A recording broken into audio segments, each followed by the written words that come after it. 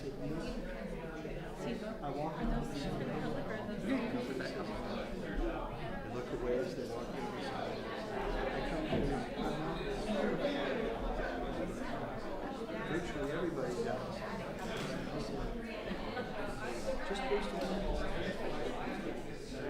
It's a very friendly program. It is. Oh, yeah. It's close. To me, it's we'll see.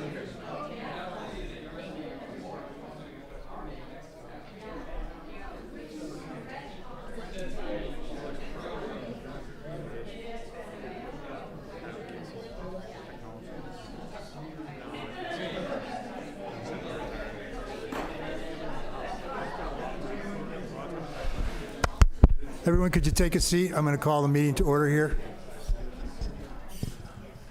I know you're all been enjoying this beautiful day out there. I'd love to get out there and enjoy it again. Well, I'll work on that. Anyway, I'll call the meeting to order for the regular Planning Commission meeting. Can we have roll call, please? Commissioner Allen? Here. Commissioner Delves? Here.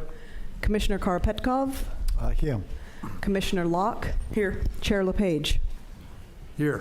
Okay, first item on our order of business are the public appearances. Anyone who has any thing to tell us about any matters of municipal concern can do so at this time.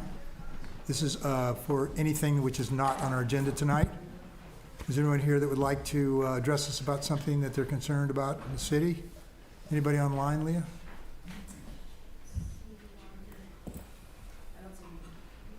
No one online.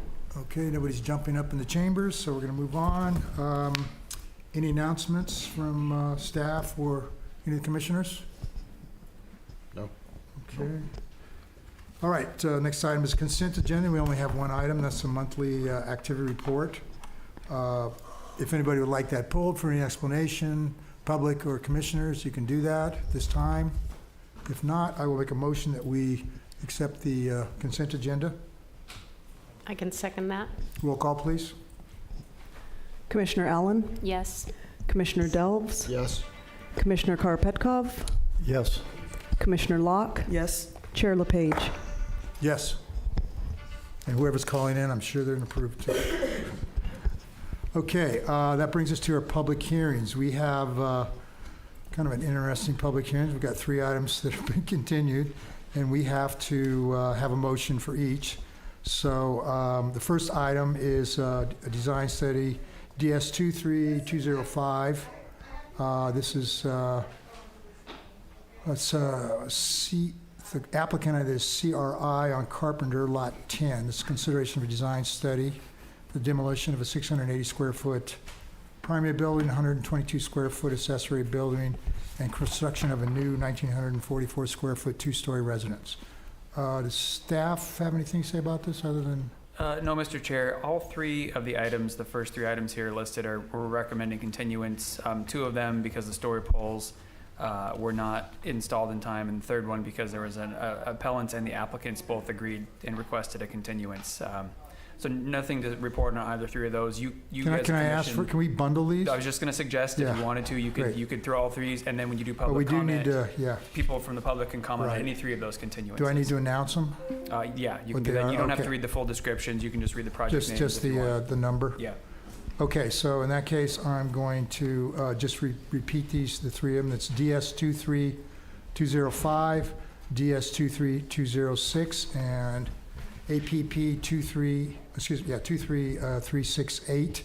Are there any members of the public that would like to make any comments about any of these items? Okay, seeing none, I'm going to make a motion that we continue these items to a date. Is date uncertain? Date uncertain, that's correct, sir. Okay. A second. Okay, roll call, please. Commissioner Allen? Yes. Commissioner Delves? Yes. Commissioner Karpetkov? Yes. Commissioner Locke? Yes. Chair LePage? Yes, motion is carried. Okay, that brings us to the first active item on the public hearings tonight. That's number 5. This is a design review. It's a DR 24059 and a use permit 24060. This is the Hoffa House. Consideration of a design study application and use permit an associated lot line adjustment and coastal development permit for the demolition of a 38-room Hoffa House Hotel and the construction of the Carmel Legacy Hotel, a 38 hotel room and 2 apartments inclusive of the historic Donna Hoffa House and associated hotel accessory uses located on San Carlos Street, 2 northwest of 4th Avenue. It's in the RC district. Chair LePage? Yes. I need to recuse myself. Right. Commissioner Locke needs to recuse herself. Can we have the staff report, please? Thank you, Chair LePage, and good afternoon.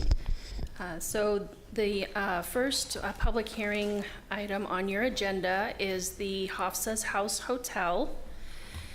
So this is an existing 38-room hotel that fronts on San Carlos Street.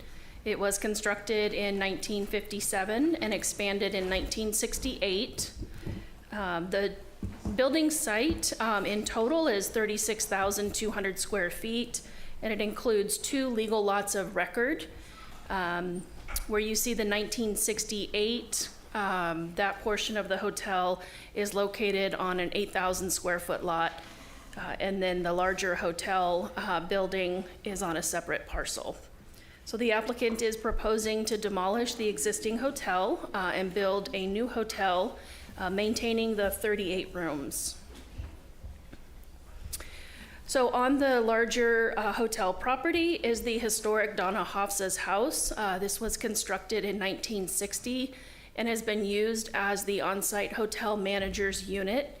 As part of the project, the home will be converted into 2 apartments and then will also include some hotel amenities, including the business center and a gym. So just a brief review, a historic evaluation was done both for the hotel and the house. In December of 2023, the Historic Resources Board found the hotel not to be historic, and that determination is final and remains valid for 5 years or until the hotel is demolished. And then Donna Hofsa's house was found to be historically significant and has been added to our historic inventory. All that means for this project is that any exterior change to the house, we do need to engage the Historic Resources Board in that review. Also in December of 2023, the Planning Commission reviewed a conceptual design of the project for the purposes of giving the applicant feedback. This is a process that our code actually encourages applicants to do for commercial properties. So at that meeting, the Planning Commission gave direction on how to measure the building height using the average grade. Also provided direction to the applicant on the special design features, what can protrude above the maximum building height. We also talked about parking and accessory uses. And the applicant took the feedback that they received. They've reduced the height of the building. They did submit a parking and traffic study. And in response to some vehicular circulation concerns by the neighbors, they've reintroduced the 3rd Avenue driveway as part of the project. So the zoning for the property, it is in the RC zoning district, but it's also in the archaeological overlay district, which means that a special resource report needs to be prepared to identify whether the site has any archaeological resources.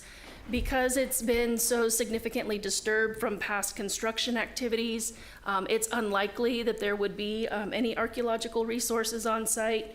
However, there are standard conditions that we include in all of our applications should any resources be uncovered during construction. And those are standard conditions 16 and 17. So the residential and limited commercial district is also a zoning designation that covers the property. The purpose of the district is to provide a location for permanent and transient residential uses, so appropriate for the project, and hotels are a conditionally permitted use. So the hotel was established before the city adopted a requirement for a use permit, so they're considered a legal non-conforming hotel. They were legally established, but they currently operate without a use permit. So reconstruction of the hotel does require that they obtain a use permit and that the hotel operate according to current code requirements. So there are some special findings that the Planning Commission will need to make to approve the use permit.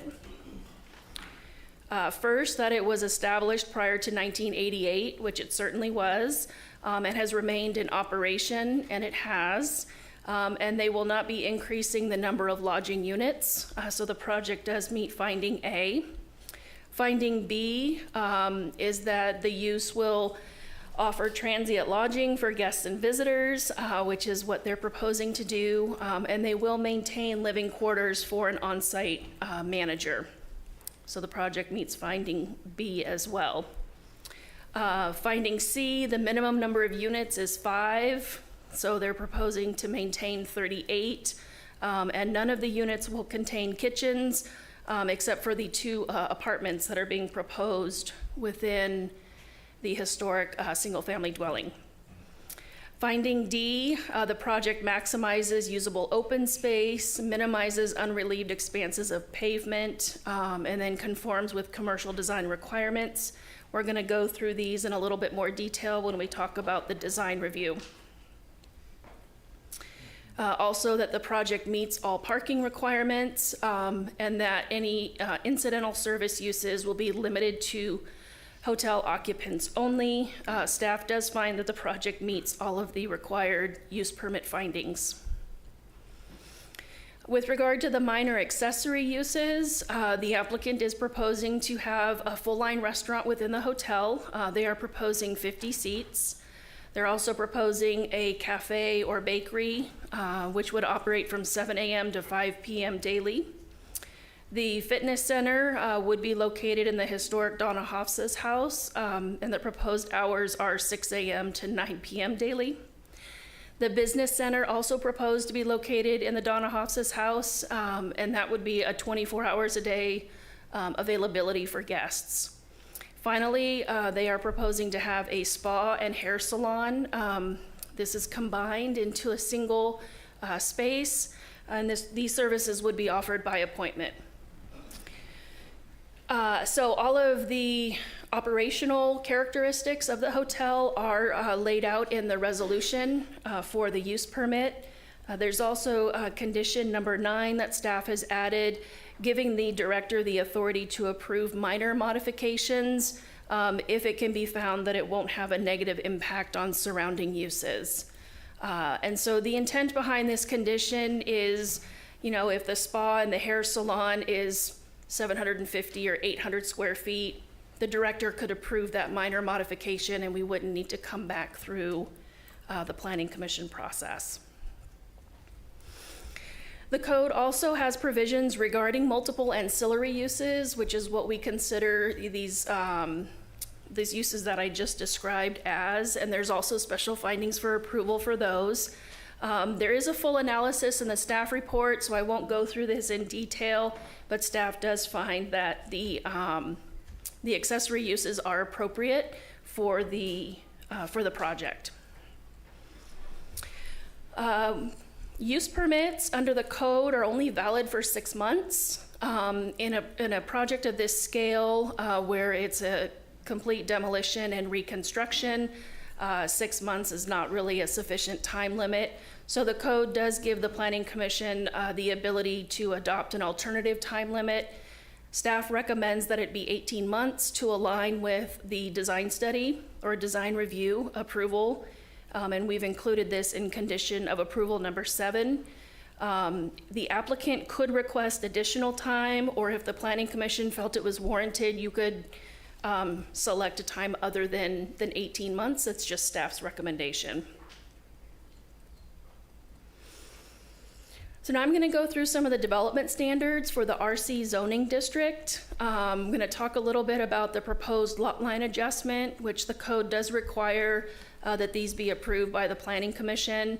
And then we're going to go through some of these development standards as they pertain to the project and then I'll touch on the commercial design guidelines. So the maximum building site area in the RC district is actually 32,000 square feet. Again, this particular site is divided up into 2 legal lots of record. The applicant is proposing a lot line adjustment to shift the lot line on the 8,000 square foot lot to the south. And this would create 2 parcels that are more equally sized. So this is important because all of the development standards for the project are based on the lot size. So what that means is, like, for building coverage, you're allowed up to 70%. So that's 70% on each lot. There's a provision in the code that the larger the lot is, the less building coverage you get. So when you do the math, the project gets less than 70% due to the size of the lots. This is kind of a complicated calculation. Staff has been working with the applicant on preparing a graphic just to confirm that it meets the standards. It looks like it does, but we've included special condition number 40 to have a comprehensive analysis included with the building permit application. So just to be clear, so building coverage is just the footprint. So the footprint of the building or any structure that covers the ground. Then we also have a floor area standard, which is the total square footage within those buildings. And that's a maximum of 80% for 2-story buildings. No building can be more than 10,000 square feet within a single structure. And then the code also has a provision for a 10% bonus for intra-block walkways. So in doing the floor area analysis, based on the current lot configuration, lot 1 is slightly over the square footage, whereas lot 2 is slightly under. So the project overall, if you look at the 2 lots together, meets the standard, but individually, one's over, one's under. You can see from the numbers, it's almost a wash between the 2. But the way the code is applied is that the development standard is per lot. So staff has included special condition 41 that the applicant revise the project to demonstrate that they comply with the maximum floor area standards. I would like to propose a revision to that condition to include the text in red. So either reducing the floor area or submitting an alternative lot configuration that meets the standard. So we're asking for the commission's consideration of that this afternoon. Regarding building height, the maximum height for this project is 24 feet because it is adjacent to the R1 district. As I mentioned, special design features can exceed the maximum building height, and it was determined at the December meeting that the elevator towers qualified as a special design feature. So those are the only elements that extend above the maximum height. The height is being measured from average grade for this project, and using average grade requires compliance with the R1 design objectives. There is a sheet in the plan set that outlines all those objectives and provides an analysis. So I'm not going to go into great detail here regarding those. With respect to parking, the code does require 1 space per hotel unit and 1.5 spaces per residential unit. So the project is required to provide 41 spaces. They are proposing 68 spaces, and the reason for that is they want to accommodate employee parking on site. They're also proposing a van or limo service, which will be available to guests, so they may not have to use a personal vehicle during their stay. The parking program is proposed to be a valet service for guests and employees. Vehicles will arrive on San Carlos.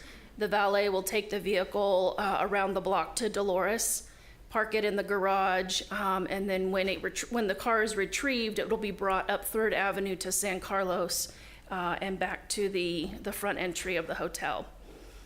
The deliveries currently are taken off of Dolores, and that wouldn't change. So delivery trucks would be allowed to enter and exit on Dolores. And in the staff report, there's a full analysis on the underground parking. The code has a number of standards related to underground parking structures, and staff did not identify any components that did not comply with the code. So this is a layout of the parking at the main level when you first enter off of Dolores Street. I'm gonna try to get that. So this is the entry to the parking structure on Dolores. I did want to note the applicant has identified an area for trash services within the parking structure, and that's what that looks like there. Also, it would be a secured garage, so at this point, there would be a gate for security. And then also within the garage, there's an area designated for deliveries. This is the lower level of the garage. So as you enter, there's a ramp that goes down to another subterranean level, which provides additional parking, again, secured with a gate. So now I'm gonna go through the design review and commercial design guidelines. So for commercial projects, the code says that the standard is whether or not the project is an improvement over existing conditions, whether it complies with minimum zoning standards, and whether it complies with the applicable design guidelines. So we do have some adopted commercial design guidelines. These are born out of a general plan objective, which states to preserve the scale and character of the community through design review. These guidelines really focus on building facades, and it says in the guidelines that strict compliance is not required. So the first guideline speaks to new buildings, not imitating styles of the past, but striving to achieve compatibility with the old. Staff finds that the design does meet this objective, and it's before the Planning Commission for consideration as well. The guidelines also encourage the use of richly detailed wood, corbels, brick, stone, as well as landscaping, and then they speak to paint colors. These are some of the colors, materials, and finishes. The applicant is proposing a Carmel stone veneer or a Jerusalem stone veneer. There will be portions of the building that have a stucco finish. The building would have oak rafter tails, bronze fascia, and then wood grain slat soffits. So all materials, natural materials as encouraged by the design guidelines. With respect to windows and doors, large sheets of glass that are unbroken are discouraged. The applicant is proposing a traditional wood frame window in some locations, and then metal frame windows in others with a bronze finish. The entry to the hotel lobby is also proposed to be a metal framed sliding door. The commercial design guidelines talk about building walls facing public streets, providing visual interest to pedestrians. This is a streetscape view from San Carlos of what the hotel would look like. The guidelines state that long blank walls should be avoided and facades should be broken up visually, and staff finds that the design does achieve this objective. With respect to roof forms, they should be complete. As you can see in this diagram, these roof forms are complete. There's no false front facades, and then there are outdoor spaces on the roofs of some of the other buildings. The municipal code provides standards for roofing materials, that they're consistent with the design character of the building, consistent throughout the project, and Class A. Staff finds that the roofing material does meet these objectives. The code also speaks to rooftop equipment. Without mechanical plans, it's a little premature to talk about screening of this equipment, but it will be reviewed at the building permit submittal. Other equipment and utilities include gas, electrical, and fire service equipment. The applicant has identified an area along Dolores where this equipment could be accommodated and screened from public view. With respect to open space, the commercial design guidelines talk about Carmel being a village in the forest, and the forest should not end at the boundaries of the commercial district. So improvements should incorporate trees and other living plant materials. The applicant is proposing landscaping throughout the project with an emphasis on the streetscape for larger trees. Courtyards and interblock walkways are also important design features in the commercial district. These are required to be a minimum of 4 feet in width when proposed.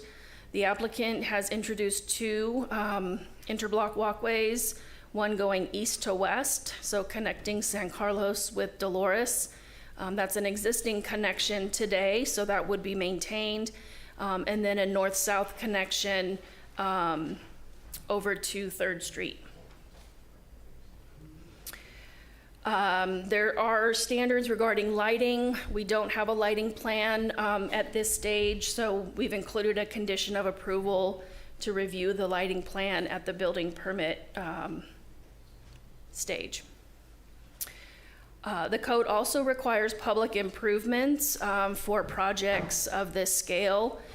The applicant has been working with Public Works on a sidewalk connection along San Carlos, and that will also include some other streetscape enhancements such as landscaping. And so that's addressed in condition of approval number 35, and that will be coordinated with Public Works. So with that, staff's recommendation is that the commission adopt 2 resolutions, one approving the use permit, and then the other approving the design review, lot line adjustment, and associated coastal development permit. That concludes my presentation. I'm happy to answer any questions.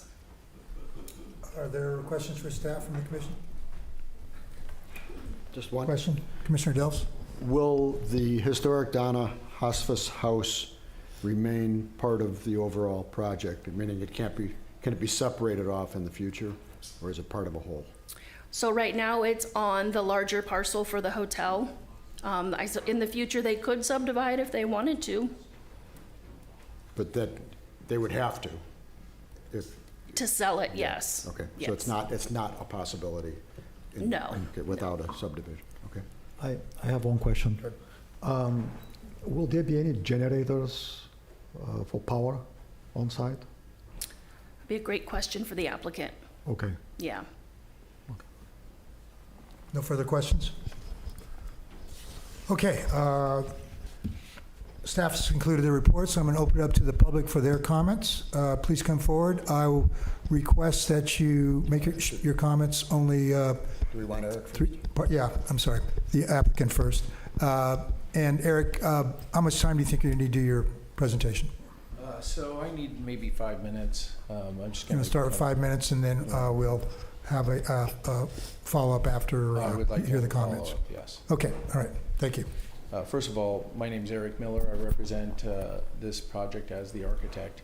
I think staff did a fantastic job. It's complicated. We spent some time making sure that we had everything back to her that she needed. So I'll give a quick presentation starting with the history, and I guess I just do this.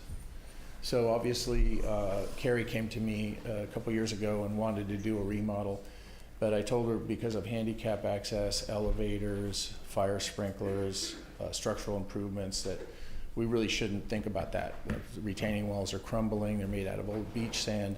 We needed 5 elevators to make it happen. So she wants to have a legacy for her and her family. So we decided to create a new concept, a new hotel.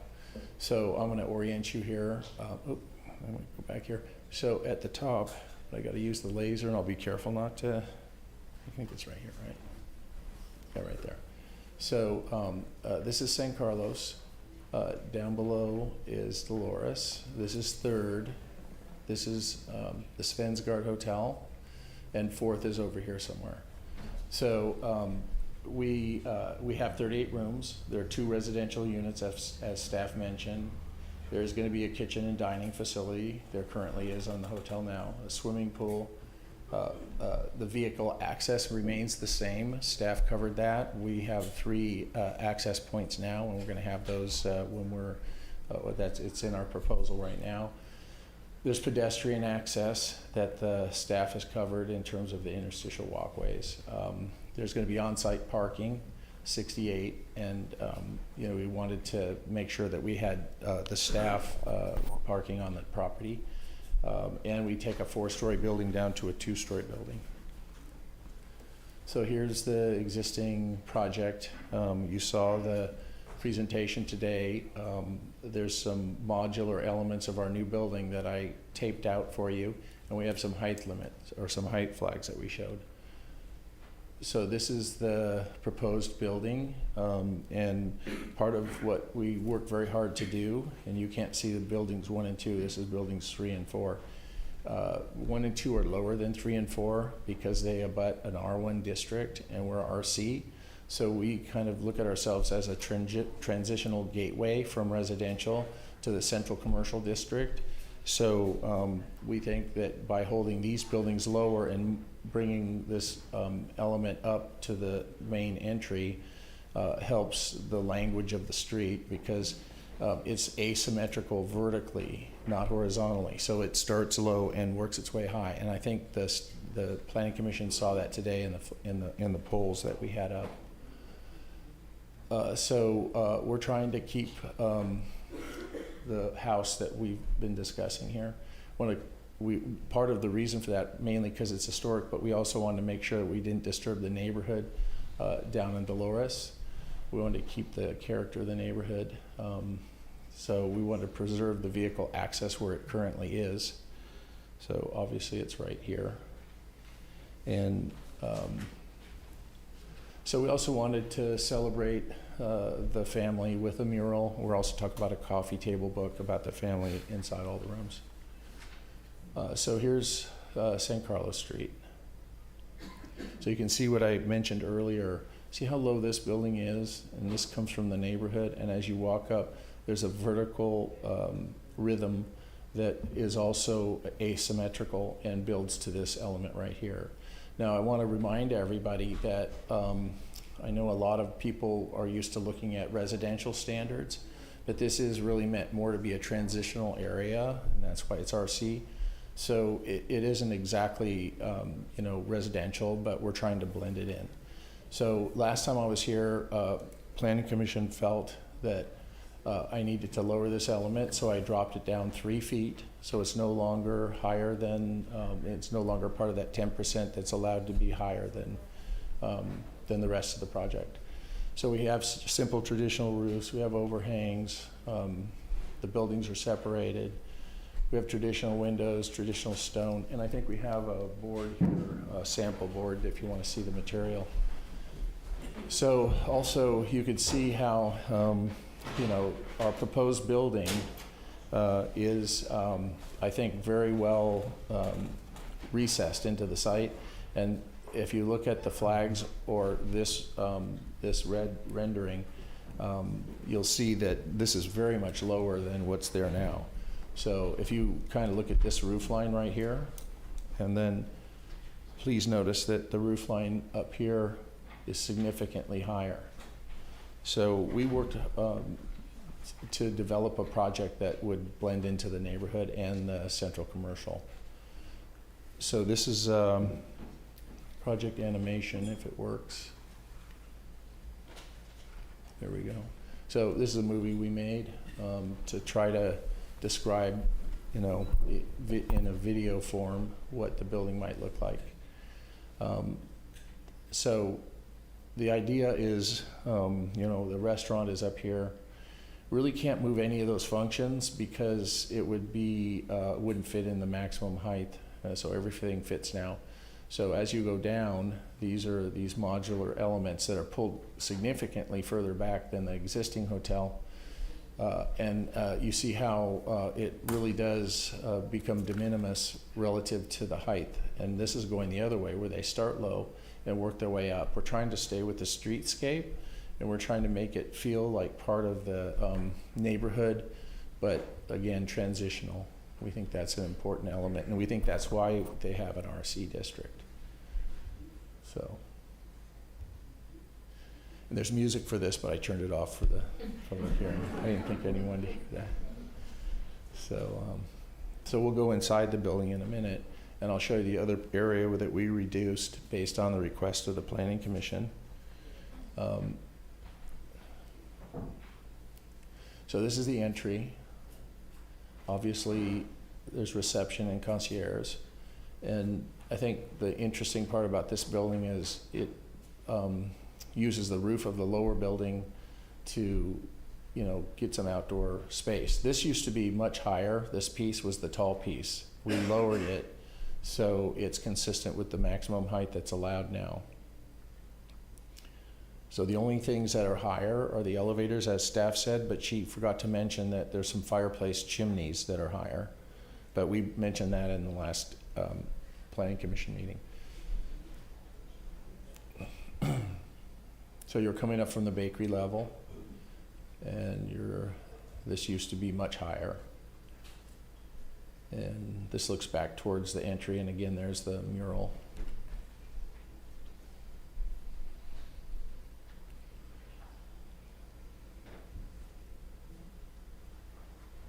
It looks better on a TV screen. Nice sculptures. Thank you. So you see what we're using wood and natural materials inside also. We're trying to make it consistent and feel like a fresh new look in Carmel, but one that blends with the traditional elements. I think of another building, it's not designed the same, obviously, but the Frank Lloyd Wright House has a lot of the same elements, and the forward-thinking design of that left us something wonderful. So I'm hoping that this isn't a copy of a craftsman, but instead a forward-thinking element. So this is the elevator shaft that sticks higher. There's two of them. One is here, and then the other one's on the other side where yes. So this is the parking. It's currently there now. This is the area that we talked about for the mechanical behind that element. That's the interstitial walkway, and then this is the house that we're gonna use for the apartments and some other functions. So that's our presentation. If you have any questions. Thank you. Eric, do you have any thoughts about how you're going to bring the FAR into conformance? Yeah. So we have already looked at that, and with a simple lot line adjustment, without changing the building. So you're going to take the lot line strategy? Yeah, because it actually works. We already have it on paper. I just didn't want to confuse this meeting today. It doesn't change the buildings. It doesn't change anything at all, really. It just moves the lot line a little bit. It's just a better balance of lot size. So for staff, do we have that in our packet tonight? Does that preclude us from?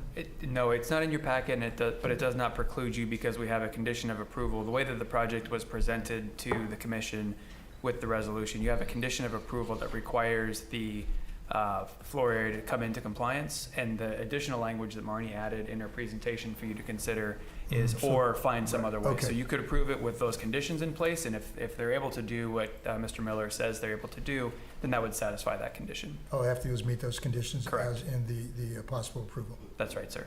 Okay. Any other questions for Eric? Okay, thank you. Okay. Carrie, do you want to say a few words to us about the project? I just want to say a couple words. The staff did a great job. Of course, Eric did a great job, but my family, my mother and brother are here, with such gratitude for being a part of Carmel for 75 years. And this project really is going to let us continue that legacy. Obviously, we've put a lot of thought into this project. We've reached out to the community We really appreciate people's comments and working with us. And for those that, take exception to this project, I ask them to really visualize being in my shoes running this business. It's just very difficult with the layout of the building. I've done a great job for continuing my grandmother's vision, but now it's time to change. And that's what I'm asking the community and the commission to do. The other thing that we need to keep in mind is there has not been a new hotel built in Carmel since the mid-60s. And so we are taking a big leap to do this. Other communities like Pacific Grove are going to add 300 new rooms. And I think it's time for Carmel to step up and do the same. So this is our family's vision for the future for my son and his family. So I really appreciate your consideration. Thank you. Thanks, Carrie. Thank you, Carrie.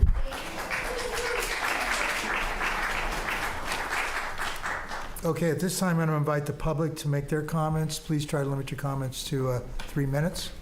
So please come forward as first speaker.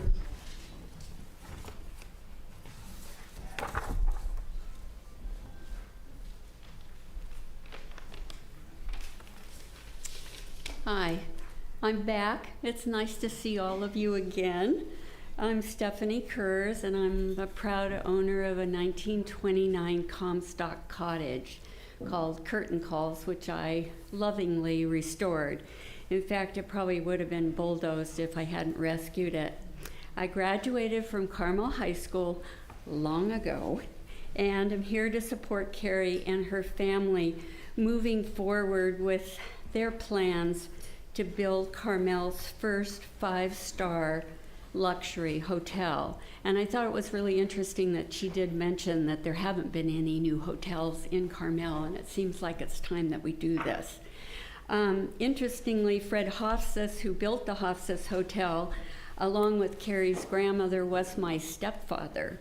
And I'm a strong supporter of everything historic in Carmel, and I'm also a member of the Carmel Heritage Society. I've opened my home to their tours, and I really hope that Comstock is going to be celebrating their 100th year anniversary this year. So my home, I hope, will be open on their tour. But the Hofsas house, as we have heard today and in the past, was really never deemed historic. It's not and never was on the city's historic register.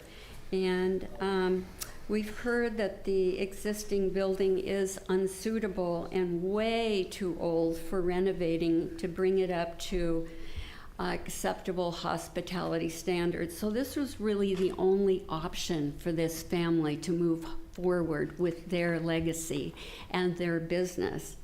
The fact that Carrie and her family are willing and able, not a lot of people would go through all of this, and not a lot of people would be able to put together something of this size.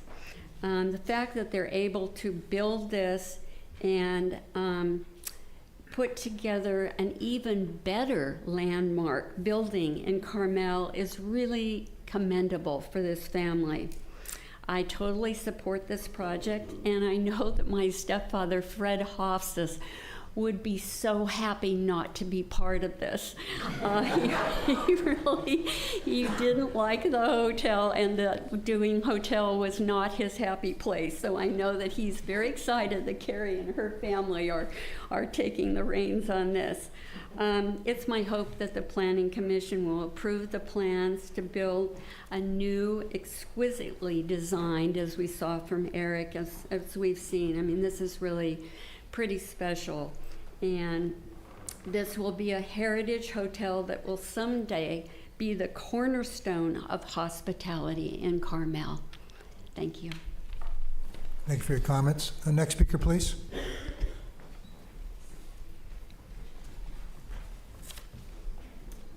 Good afternoon, commissioners, staff. Good to see you. I'm Carolyn Hardy. I'm here to speak in support of this project and urge your approval. There are many things to like about this project. The way the structural design smartly steps down with the sloping topography, the lower profile on San Carlos Street with a handsome building denoting the main entrance, the influence of craftsman style in design as well as choice of natural materials and colors that fit so appropriately into a forested setting. I like the San Carlos Street buildings that step back and forth and do not create that long stretch of a structure. The design of the back of the hotel complements the contemporary historic house below it on Dolores Street. There's more than ample parking provided for hotel activities. There isn't a thing I would change about this design. I've attended several community meetings, and with the exception of a few disgruntled outliers, I've heard high praise from the community for this project. This project truly represents the art of architecture. Modernizing the facility to today's standards is necessary for accessibility, fire safety, and updated amenities. And I like that it will no longer be, as one neighbor aptly put it, a dead flamingo pink color. The Legacy Hotel will be a major upgrade for its neighborhood and for Carmel, and the city is sorely in need of hotels like this to compete with other hotels in the area, and the city could use more such upgrades to some of our outdated and tired stock of lodgings in town. On another note, I have to comment about the requirement of the lot line adjustment in preparation of a final record of survey map, which is pretty standard for maps. While the lot line adjustments are normally used between adjacent properties owned by separate parties, I can see why you're using them here. The special condition number 39 states that it's to be submitted to the Community and Planning Building Department for review and recordation. If we want to be technical, no one within the city's department, nor the city engineer, is a licensed surveyor. And other than to be informed, should not have any say about a survey map. It's the responsibility of the surveyor to file the map, and a record of survey map is filed, not recorded. And it's filed with the county, of course. This project has already been pushed back because of the faulty historic review analysis produced on behalf of the city. Because that report was riddled with inaccuracies and omissions, the applicant had to go to a great deal of extra time and expense with the help of 5 reputable consultants to correct the information that led to the HRB's determination of ineligibility. The applicant has done everything the city has asked of them and more, and I encourage you not to delay this project any further and grant your approval today. Thank you for listening to my comments. Thank you, Carolyn. Okay, the next speaker, come forward, please.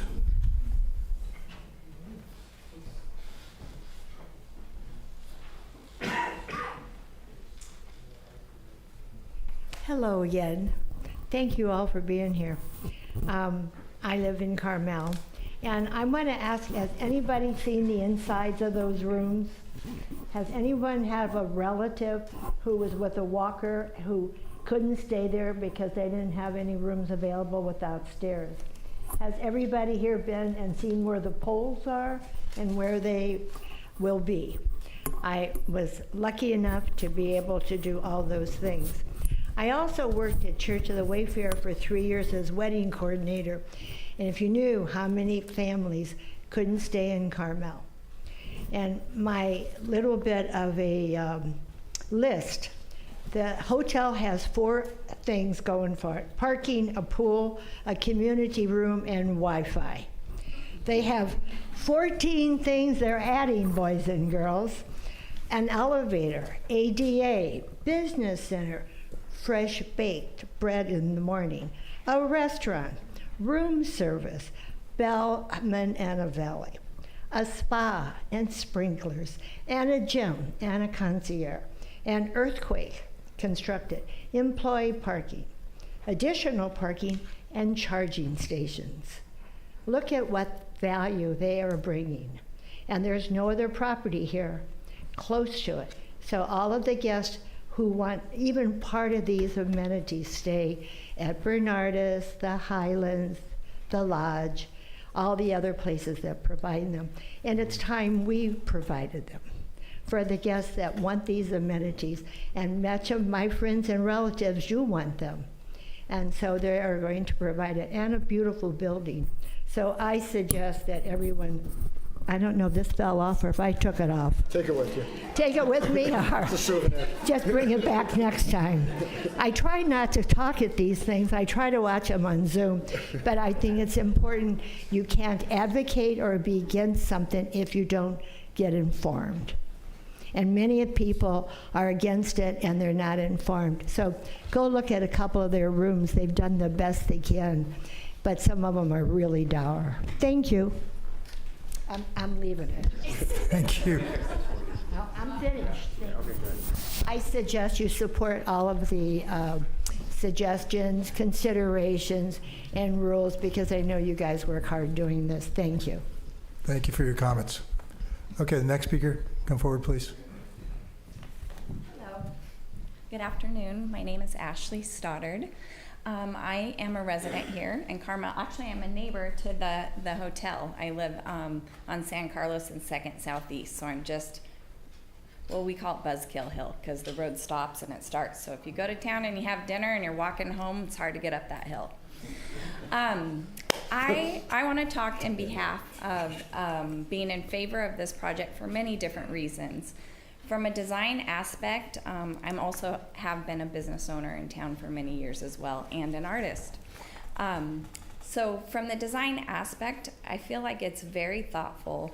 It's organic. You think of the different ways that you come into town and the first things that you see when you come into Carmel-by-the-Sea. And I feel like if you're coming down Carpenter, that is the most beautiful entrance into coming into town. It also lends itself organically to the improvements that are happening down the street on San Carlos currently. So I just want to say that all of the thought and consideration in the materials, the design, obviously Carrie has been around for a while and listened to lots of different people having different comments about different things in town, and I believe that her and Eric worked together really well to be able to come up with the best possible design and solution for this. One other thing that I want to speak about as well is when they started kind of dreaming up this project, they had approached me about sculpture in the lobby, and the design of the sculptures that would be in the lobby. Have 4 sisters that live in Utah right now that I installed in January. 2 of them are 18 feet tall and 2 of them are 15 feet tall. And they're up by Snow Basin Ski Resort, and they are in a development called Legacy Mountain Resorts. This is also a legacy project, and my family has a legacy here in town as well. I feel that it's very serendipitous, and this is a very special place to live and a very special community, and I feel like all of those different elements have really been thought about. That's all I'd like to say. Thank you. Next speaker, please. Come forward. Hello. Hello again. My wife and I are the homeowners of 2 Northwest Dolores and 4th. So we're the second house on the west side of Dolores, north of 4th Street, for folks who understand how that works here. So we're kitty corner to the driveway. Our driveway is like me to the screen looking at the driveway coming in and out. And when I came here in December, I was concerned about the parking at the time because the proposal was to eliminate the 2 means of ingress and egress on San Carlos and shunt all the traffic on and off of Dolores, so you'd have 2-way traffic, which for a variety of reasons, having lived there for a number of years and understanding this process, we thought it wouldn't work very well. I'm literally thrilled that after I had that discussion, that the ownership team, the family, the architects, the leadership team, they reached out to me proactively and invited me to come to an open discussion about the design. And they listened to what I had to say, which was based on my firsthand observation, because I know this traffic very well, because it goes right in front of my house. And they made a collaborative change to the plan, which was reflected today, which is to reintroduce the 3rd Street or 3rd Avenue exit, so that you end up with like a circular plan. So the valets will come in on the east side and park employees and customers through the east side, and when they exit, they'll go out on the west side. And it's better for everybody. It's better for the folks up by Brophy's, because otherwise they're gonna have a lot of left-hand turns in. So it really is a great solution. And the fact that they made it after the conceptual review hearing, I thought was wonderful, because I felt like maybe I was a little late coming in with my comments because I had not previously understood the parking plan. And they adapted pretty quickly. So we think that those are important conditions, that is in fact the design, that the exit will be onto 3rd Avenue and the entrance will be on Dolores. We also think it's an important condition that it's valet only for customers and employees, which has been, I believe, the position since the beginning. So that will make sure that the folks who are driving the vehicles actually adhere to the traffic plan. We understand that trash trucks and other things are, they may have to go in and out of the parking lot, and that's fine. I think they've done a great job engaging the community. I think it's an amazing amenity that they're bringing to Carmel. Obviously, we're going to be pretty impacted by the construction, and that's life. What I do feel is that because they're acting in such good faith and they've been such good neighbors, that if something were to happen in the construction with the way it's going, I'm sure they would listen to us and make an accommodation based on the way they interacted with us during the design process. So with that, we're entirely in support of what they've done, and we're just really grateful with the way they approached it, because I have not had that experience necessarily with other projects in this area, including projects that are directly impactful on our home. There's one large project that remains to be impacted, and while there was a desire to listen to comments, I never once saw an actual adjustment. So with that, the only other thing I'll mention, the question about question about mechanics. I assume the building code is gonna have sound testing, because when we put air conditioning in, I had to pass sound testing and engineering testing for the noise. So I'm gonna assume at the building phase, whatever mechanical things are there are gonna be sound tested, just like my house was. So I thank you and appreciate it. Thank you for your comments. Okay, And sir, if you're comfortable, would you mind saying your name for the record, if you're comfortable with it? Yes, it's Eric Lamison. I also submitted written comments on Monday, I Great. Just wanted to get you on the mic. Thank you. okay, thank you. Good evening. I am Bashar Sneeh. I'm speaking as a resident of Carmel-by-the-Sea and a business owner. I'm totally in favor of this project. First and foremost, knowing Carrie and her family being here over 7 years in this beautiful town, I trust that they won't do anything unless if it's in line with the beauty of this town and the heritage of it and the culture. The design is beautiful. I think it's going to add value to the town. I am also in favor of expanding having the employees park there, so extending the parking spots. So this is because we have a problem with parking in town. So I'm totally in favor. Totally support Carrie. He served this community in such an amazing way, and I'm here to support as well her. It's something I kind of liked, that this hotel is a transitional between residential and business district, and it seems like it's going to be a transitional between the heritage and history of Carmel and the future. And totally in favor. I love the design. I love the look of it. I'm in favor. Thank you so much. Thank you for your comments. Okay, next speaker would like to come forward.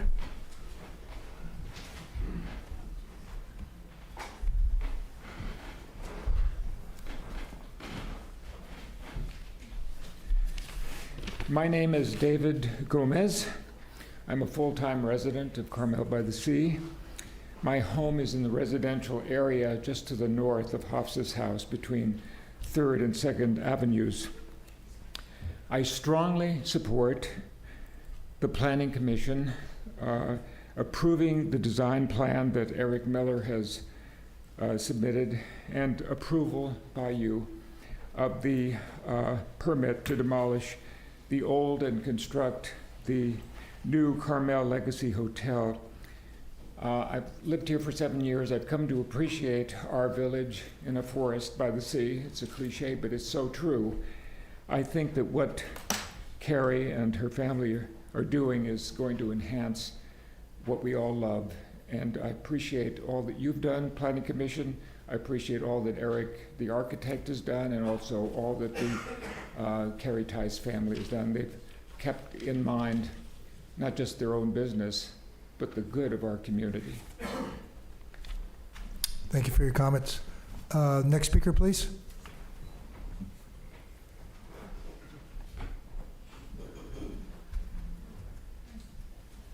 Commissioner, staff, I'm Dan Silveri, General Contractor. I've been working with Eric and the owners in putting together the budget for the new hotel. Lifelong resident of Carmel. We are hands-on builders. We're award-winning builders for the Trevor Court project with Carmel Foundation with Eric Miller Architects. Lots of difficulties in this project building it. It's not an easy job. Lots of demolition. We hands-on demo. We are structural concrete. We do all our own structural concrete. We'll do all the earthwork ourselves. Lots to deal with, as it was in Trevor Court, trying to get all the demo out of there and get the right traffic pattern to remove all the debris without spreading it around the roads with the tourists busy and lots of traffic going on. Most of our demo trucks are 18-wheel long demos. We may have to use short trucks for this project, but we hire locally. Most all of our 90% of our subcontractors and suppliers are local, Monterey Peninsula, some from Carmel. Been a lifelong resident here and looking forward to working with them and putting the project forward. Thank you. Thank you for your comments, Dan. Next speaker, please, come forward.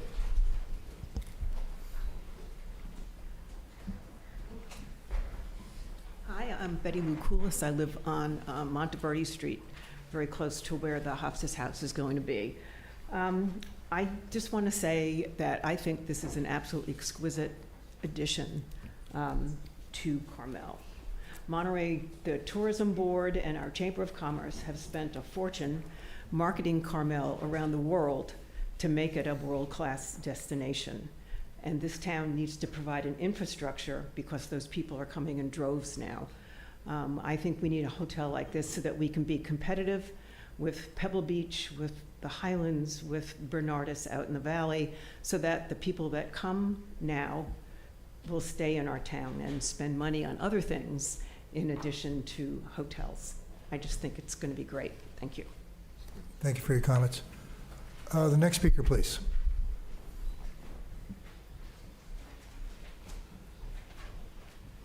Hello, my name is Pam Nyman. I live just north of Hoffa's house, right on Camino del Monte. So this would be a neighbor for me. And I am here to let you know that I'm in support of Carrie's project. I've had some questions for her that were very comprehensively addressed.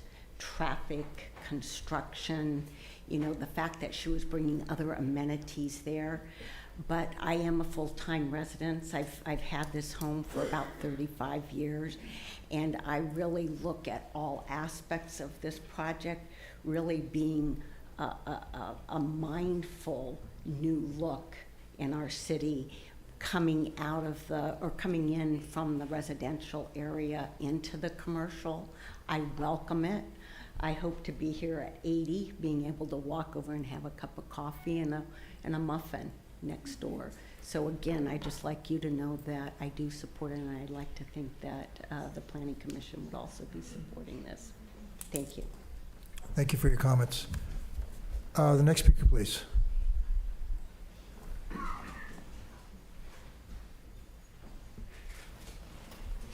make this quick. Most of what other people have said were in my little notes here, but Barbara Hardy, and we live also north end of Monteverde, near Betty, and we are very much in support of this project. It'd be wonderful to have something of this quality on our side of town that we can partake of, enjoy the bakery. I hope someday you'll allow the restaurant maybe to be open to the public in Carmel, and that beautiful view be a place that people can kind of meet and greet, have a cup of coffee or whatever. As I was driving in today, I come down Camino del Monte and onto San Carlos. That's our main route coming into town, and that's a major gateway. And it's so tired on that corner right now. It's going to look so much more beautiful with this project. And you're going to have more skyline. I was surprised, you know, Carrie wasn't asking for more height and more rooms, but she hasn't. And it is going to be an asset to the town. Thank you. Thank you, Barbara. The next speaker.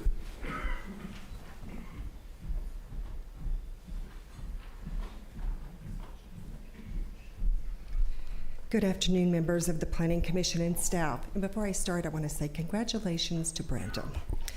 My name is Sigel Lomas, and I am the Carmel Brokerage Director for David Ling Real Estate, located on Morgan Court on Lincoln, and the immediate past board chair for the Carmel Chamber of Commerce and a current board member. However, I emphasize that I'm speaking solely on my own behalf and not on behalf of either organization. I come before you to express my wholehearted support for the redevelopment of the Hofstas House. For over 76 years, Carrie Tice and her family have been steadfast stewards of our community. Their commitment to Carmel has been unwavering, and their vision for this redevelopment with the best interest of Carmel in mind is both commendable and honorable. This legacy they are building will not only benefit their family for generations, but will also enrich our community as a whole. I firmly believe that the proposed redevelopment aligns with Carmel's future trajectory, particularly in the terms of providing lodging options that cater to upscale high-end visitors that would otherwise possibly stay at Pebble, etc. The craftsmanship evident in the design, with its incorporation of natural materials such as wood and Carmel stone, presents a more subtle and fitting aesthetic than the current pink facade on San Carlos. Allow me to highlight some of, in my opinion, the key positive aspects of the proposed redevelopment. Firstly, the replacement of the current four-story motel with smaller step-down buildings will be less obtrusive and more in harmony with the surrounding area. Secondly, the provision of underground parking for over 50 vehicles would significantly alleviate the congestion in Carmel's downtown streets parking, thereby enhancing the overall visitors and others' experience. Lastly, the preservation and incorporation of the architectural design of the Dolores home into the new hotel exemplify a thoughtful approach that honors Carmel's rich history with embracing its future. As a fellow Carmel business person, I urge you to lend your support to this transformative project. The introduction of a luxury hotel in place of the Hofstas House holds immense potential to alleviate Carmel's status as a destination and foster economic growth within our community. Thank you for your attention and consideration. Thank you for your comments. Next speaker, please.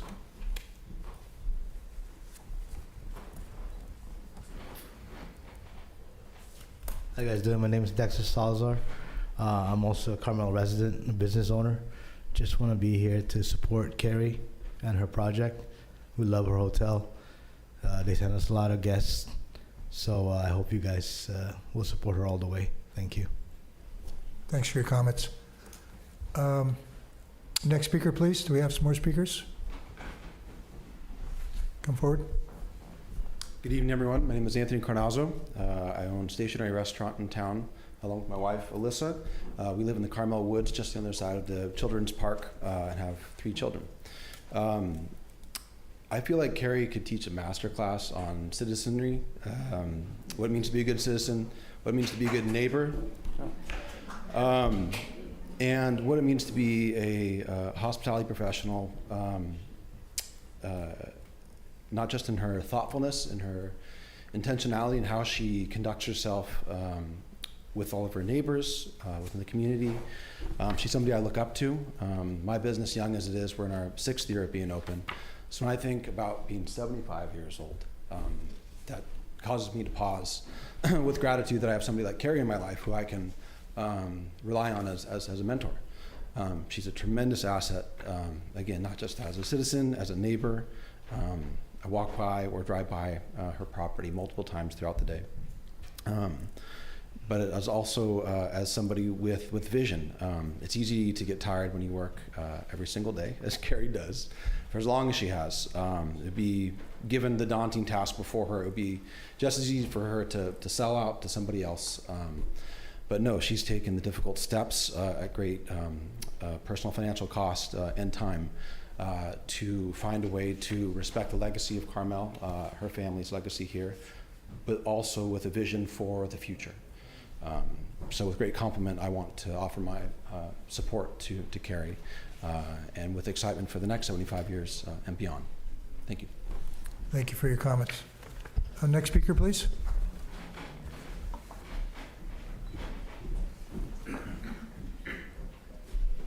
Good evening. I'm Pam Shepard. I own the Horizon Inn and Ocean View Lodge.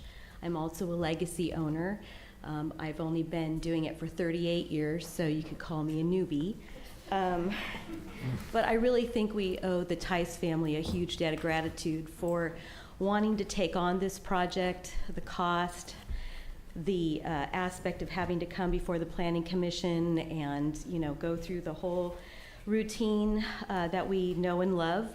And I think it's really important for us to remember that in an era where we're all kind of concerned about outside owners coming in and buying up some of our more iconic businesses, that this is an opportunity to support one of our own, someone who's been here, who has contributed their time and energy to this community over and over again, and who has spent a considerable amount of her time, their family's money, putting together an incredibly thoughtful plan.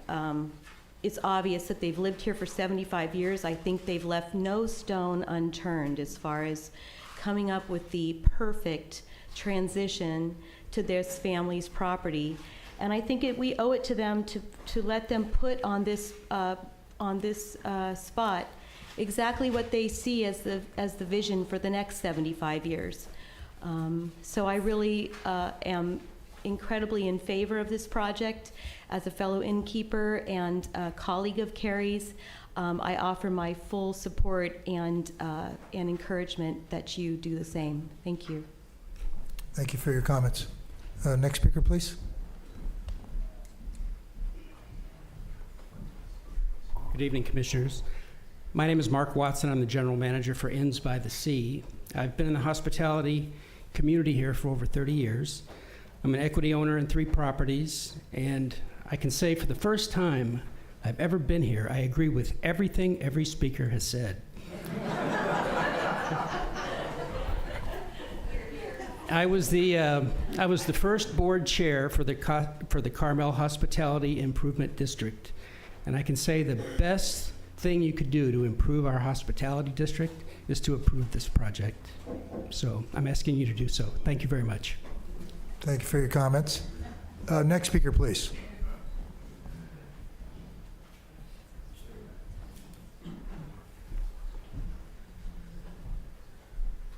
I could make it real short and say I agree. Alan Williams, I think I said before I moved into Northwest Corner 4th and Dolores in 1969, and Donna was the first person to welcome me to Carmel as a young Army captain. I stayed and did business here. I helped her in some of the things along the way. I've been fortunate enough to do a lot of restorations, remodels, repairs, and replacements.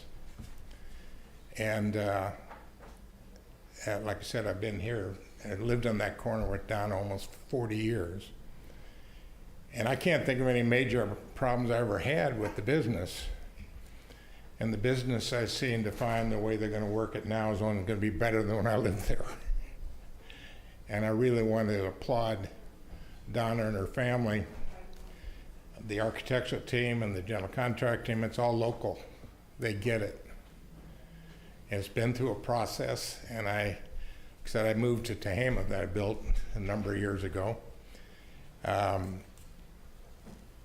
But until that time, I wouldn't have believed we wouldn't have had some people up here opposed to it. But the bottom line, there may be some that comes up. They always wait till the last. And I was trying to speak. The evening's early, Alan. But I wanted to say I've been to a lot of these meetings over the year, and I want to compliment the staff and what I feel is a real professional presentation and recommendation to the board, to the Planning Commission. And in all the hearings I've had, I think you have a solid foundation to approve this project. And it'll stand the test of time, and that's what it needs, is new time and new lease on life. I'd only had 2 comments, and it comes from my history. One, I really like the redaptive use of Donna's house.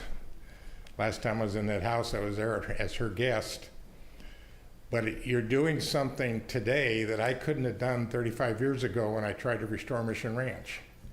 And you're allowing a redaptive reuse into the commercial sector that will preserve the building you're trying to preserve. It gives an economic value that will preserve what everybody sees, and that's the outside of the structure. So the only thing I would add is specific language encouraging the redaptive use of the commercial use to preserve the building, because that would avoid any challenges that may come out of the blue. I just see a lot of change that has already been done, responsive to public testimony, and people have been reaching out that I can't do anything but applaud it. And I really highly recommend that you approve this. The same way I'd like to see a recommendation that if they can solve the coverage problem with lot line adjustment, that the Planning Commission recommend that be done, so we don't have backup time coming back to things. So again, I'm pleasantly surprised at the quality of the staff's report here. It's top notch, and the project. I mean, how can anybody not like it? And the investment that local people, not only the owners, but the architects and the contractors and everybody's put into this to make Carmel a better place. Thank you. Thank you, Al. Next speaker, please.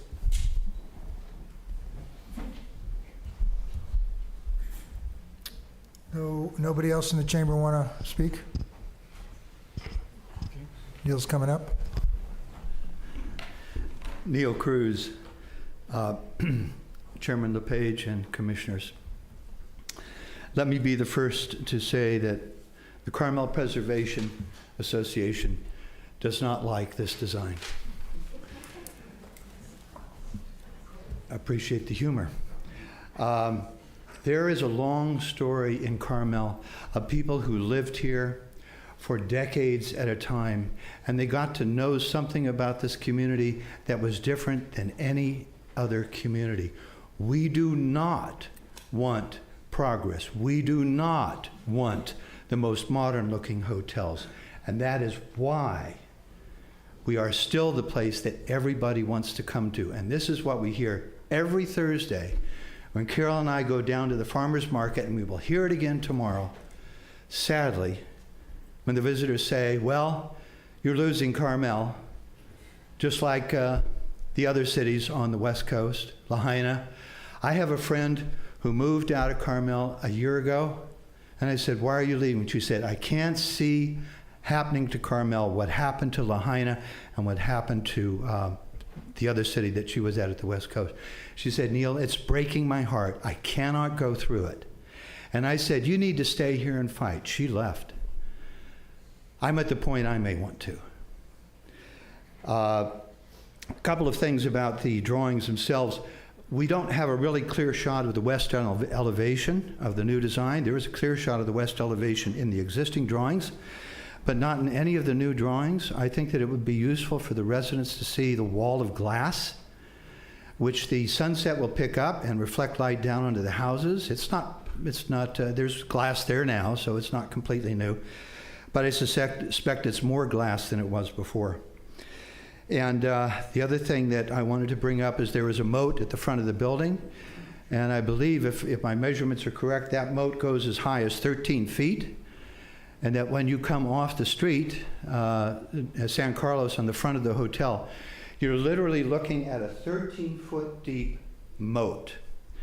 Now, I would normally think that needs a guardrail. I didn't see a guardrail in the renderings. It's possible that's obviated by having a wide planter there, so I'm not up to speed on that. But I think the feeling of that moat in front of that hotel is going to be a substantial feature, and people are not expecting it. And then we have the monumentality of it, the perfect symmetrical placement of all the windows and the doors. That's not living architecture. That's not traditional architecture. We've lost the steep roof. What happens with a steep roof? If you hide the upper floor within the roof, the building feels lower even though it's taller. The eaves on the old design came down below the eaves on the new design, so it's questionable whether you're really changing the feeling of height. I leave you guys with one plea. We need more time, please. The residents are not up to speed on this. We have had several residents come to us in great concern. You've read letters to the editor. Please err on the side of the residents and give us a chance to study this and know it better.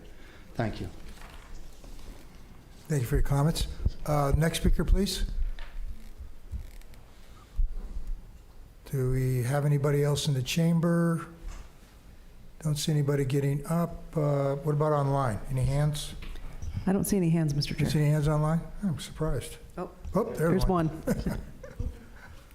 Okay, I don't know whose it is. I think it's Cindy Lloyd. Oh, Cindy Lloyd? Okay, Cindy. I think you have yourself unmuted. Go ahead. Okay, can you hear me? We can hear you good. Thank you. Okay, good. Thank you very much. Thank you, Mayor LePage and members of the commission, members of the staff. My name is Cindy Lloyd. I was born and raised in Carmel, and for the record, I'm 82 years old, so I've lived here for a long time.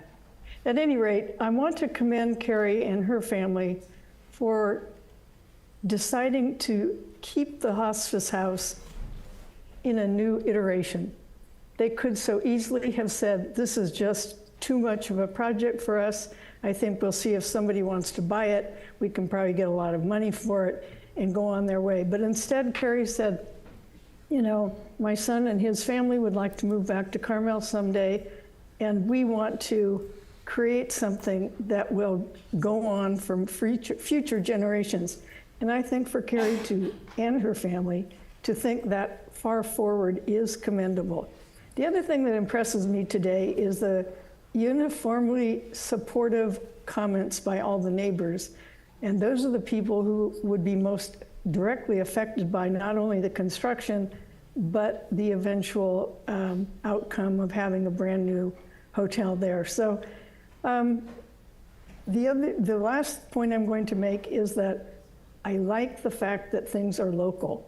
Be local owners, having a local hotel, being constructed by locals using a local architect, and a lot of the other people who will undoubtedly be hired by Carrie and her family once the project is finished will be local. So I encourage you to approve the project, and thank you very much. Thank you, Cindy. Anyone else online? We have, come forward, Ken.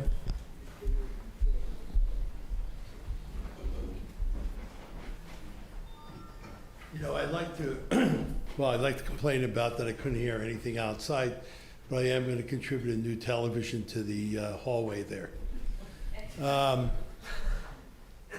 You know, we have to talk about character. You have a family that has contributed so many things. She was a phenomenal council person. She loves the town.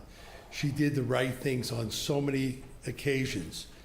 I trust what she's done for this development. I know that she would never do anything that would be against Carmel tradition or the integrity of Carmel. And if I had to vote, I would vote for you guys to pass this thing. This is a great family, it's a great project, and it's only going to be a contribution. Thank you. Thank you, Ken. I saw somebody, their hand back there. Gentlemen, were you? This sunglasses? Oh, you had your hand up. I thought maybe you wanted to come up. Okay. Anybody else in the chamber would like to come forward, speak to the commission about this project? Anybody online? Don't see any. Okay, I'm going to ask Eric if you would like to make any closing comments.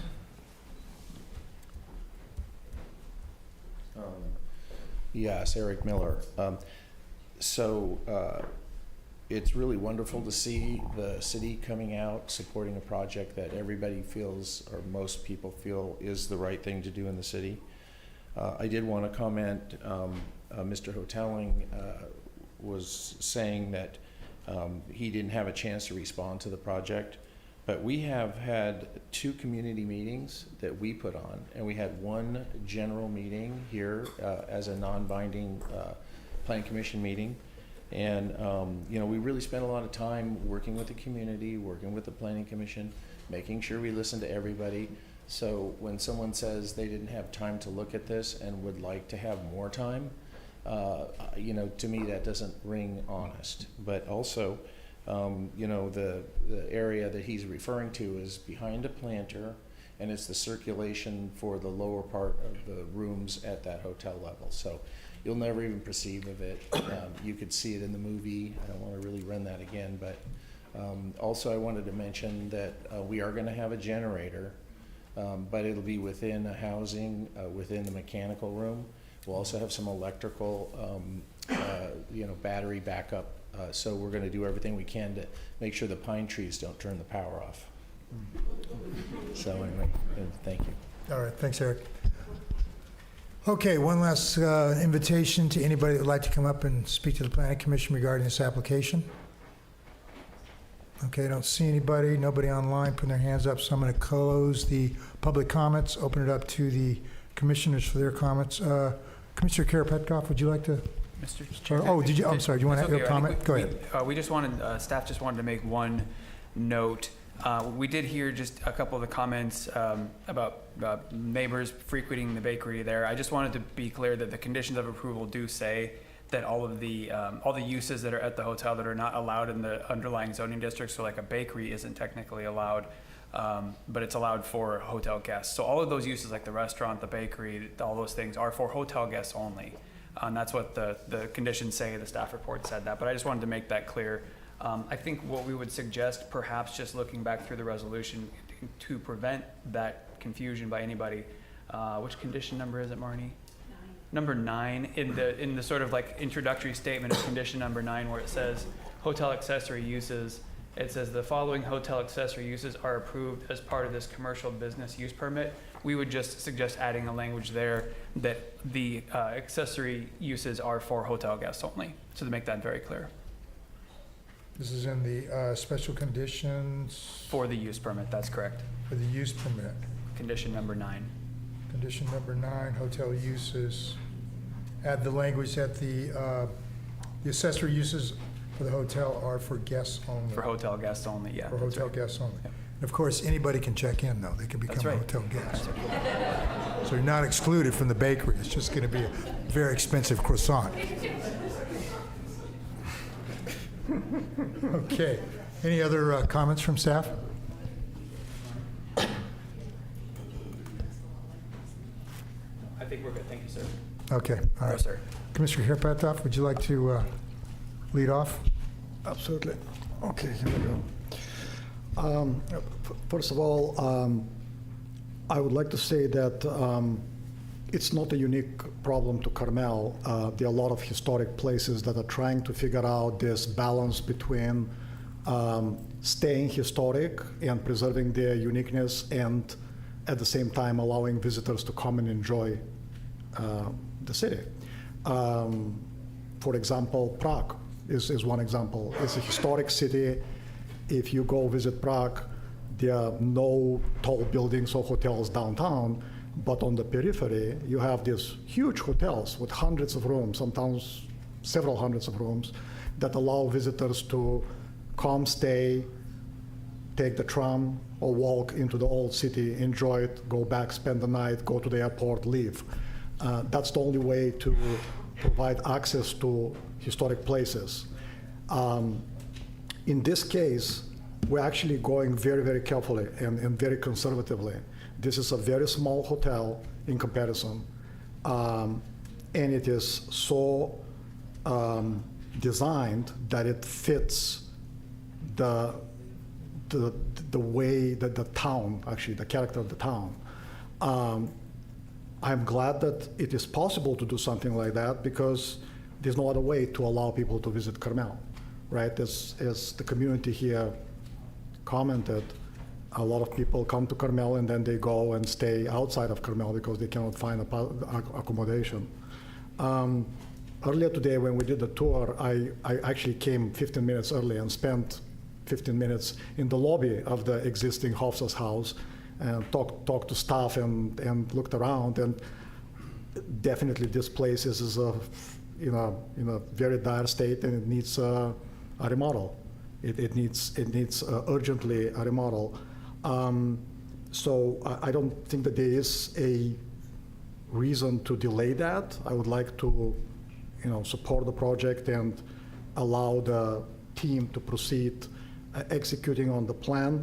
I'm glad that all of the comments I made in the previous meeting in December have been addressed, in particular the one about the tall restaurant at the lobby.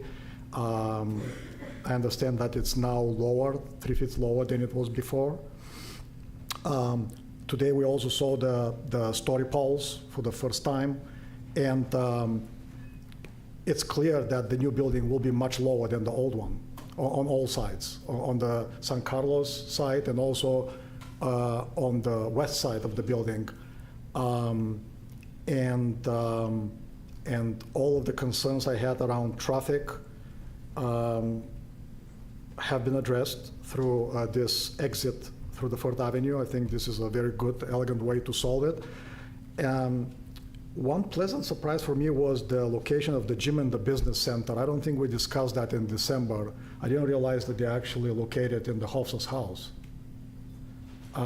That's actually a very clever way of doing it, because if you want to work in a business center or you want to go to the gym, that would be excellent to be in a separate building outside of the main hustle and bustle of the hotel. So this is a wonderful way of solving that problem. The issue of floor area, lot 1 versus lot 2, I hope we can find a way to resolve that without impacting the design of the building too much. We should be able to, I'm not sure exactly, Martin, you had a proposal how to solve that problem, right? There was an alternative that you suggested, right? Lot 1 versus lot 2 floor coverage? Marty, you can answer, but I think that no, staff wasn't recommending any solutions. No, it's up to the applicant team to find that solution. Okay. Yeah. Okay. No, we don't design projects for people. Okay. And I think in general, I think these are my comments from this time. I think the building looks good. It's practical, it's functional, it fits well, and we definitely need a modern hotel in Carmel. So, thank you. Thank you, Commissioner Karapatkov. Commissioner Allen, your comments, please. Sure, I can be short and sweet. I fully support the project, and in the review of the packet that we received, I went through and it meets all of our guidelines and all of our requirements. And a couple of the words that some of the speakers used, I think harmony and organic stood out to me, because it is a thoughtful design, and I would support the use permit and the design review. Thank you. Commissioner Dels, your comments. Yeah, we were here two days ago on a different topic, and the chairman accused me of being... It was a different room. You suggested that I was loquacious. In a complimentary way. Thank you. So, yes.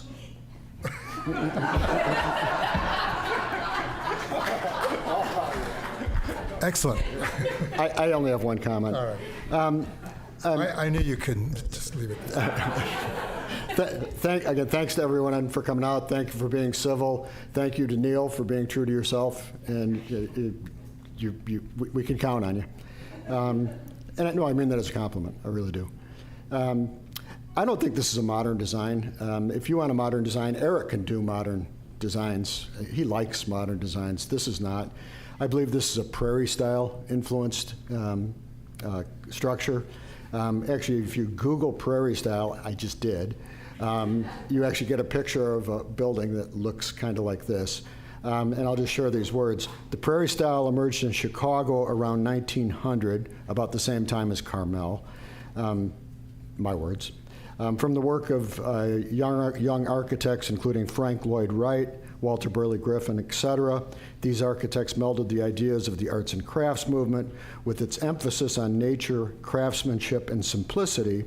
And the work and writings of architect Louis Sullivan, they embraced Sullivan's architectural theories, which called for non-derivative, distinctly American architecture rooted in nature with a sense of place, but also incorporated modern elements like flat planes and stylized ornamentation. The word modern was in there, but that was in the context of 1900. I think this is, it's exactly what our design guidelines ask for. It's not rooted, well, it is rooted in the past, but it's not a redo. It's rooted in the past with a sense of moving forward. It's well done, it's beautiful. You've all said it already, I don't have to anymore. I'm ready to approve it. And just to kind of expand on what Commissioner Delves just said, you know, what makes this community authentic is the historical architecture we have. And we have an example of Frank Lloyd Wright's architecture in town, you know. And this building takes elements from that, like the architect said, but it also has its own interpretation. And that's really what makes architecture relevant, which makes it authentic. And that's what we want this community to always be authentic, to be a representation of the people that are here. And one of the beautiful things about this project, which, as Commissioner Dell says, we don't always see. A lot of times everybody comes out when they're against something, but there was incredible support here for this project in this room on so many levels and so many great comments. And obviously Carrie is a fantastic person who has just done everything in this community in so many good ways. Public service, a good business owner. I mean, the neighbor's comment really resonated with me, how he went to them and expressed his concern kind of late in the game, and they immediately responded and came up with. And today on the tour, Eric said, you know, we did that, but we think that's the best way to do it too, you know. And so this project is really exemplary of the community. It's all local.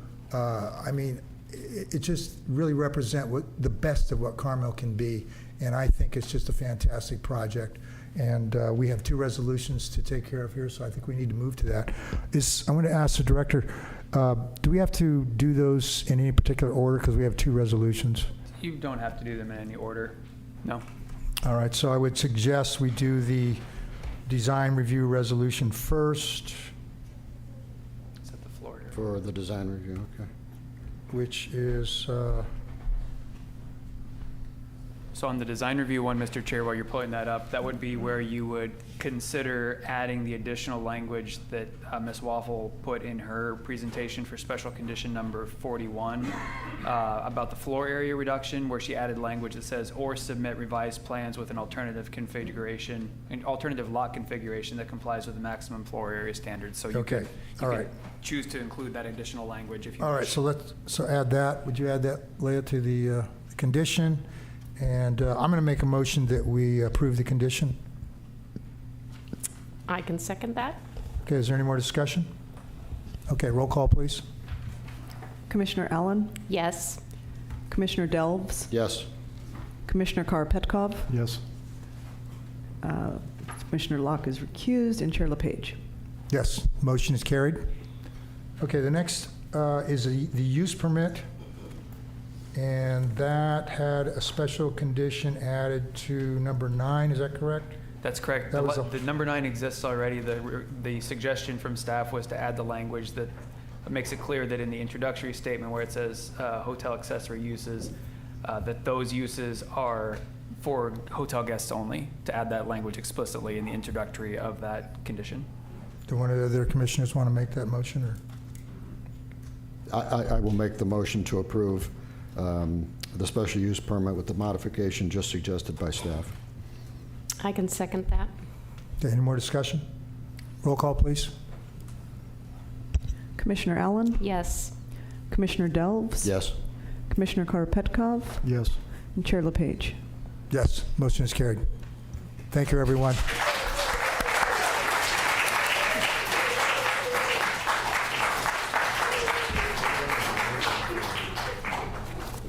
So, Mr. Mr. Chair, I might suggest a 5-minute break.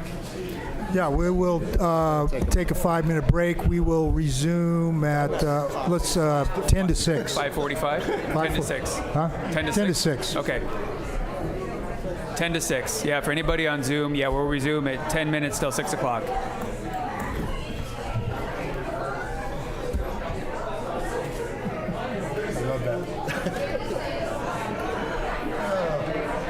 But it really was that easy. It was that easy. But you still have some big problems.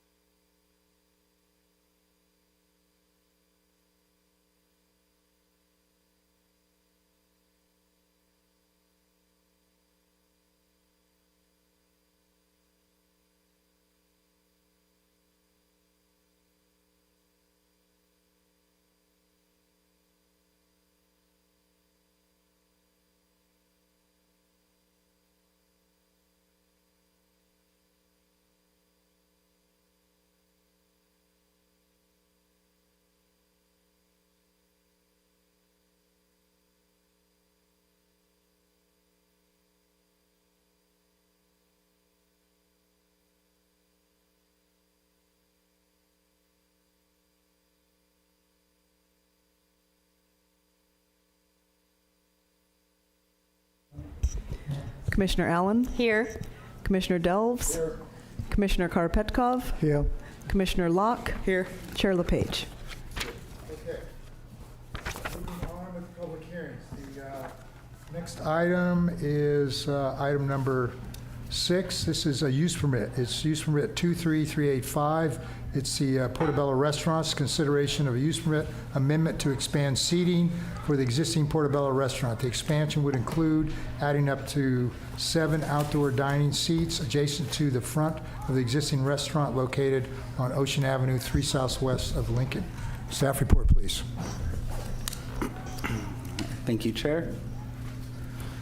So subject to location is Ocean 3 southwest of Lincoln. It's a use permit to expand outdoor seating. While the initial application was to add 7 additional seats, upon further review of the existing use permit and property information, it was ultimately discovered that the use permit did not align with the existing site conditions, which expanded the scope of the review. So the subject use permit is for amendments to the indoor and outdoor seating to align with the water permit and to standardize the use permit with our existing standards for restaurants. However, there are no changes to the operational standards of the restaurant. It's basically just modernizing the use permit, which was significantly outdated. So overall, as it stands today, the use permit allows for 70 indoor seats with 15 seats permitted outdoor on a rear patio.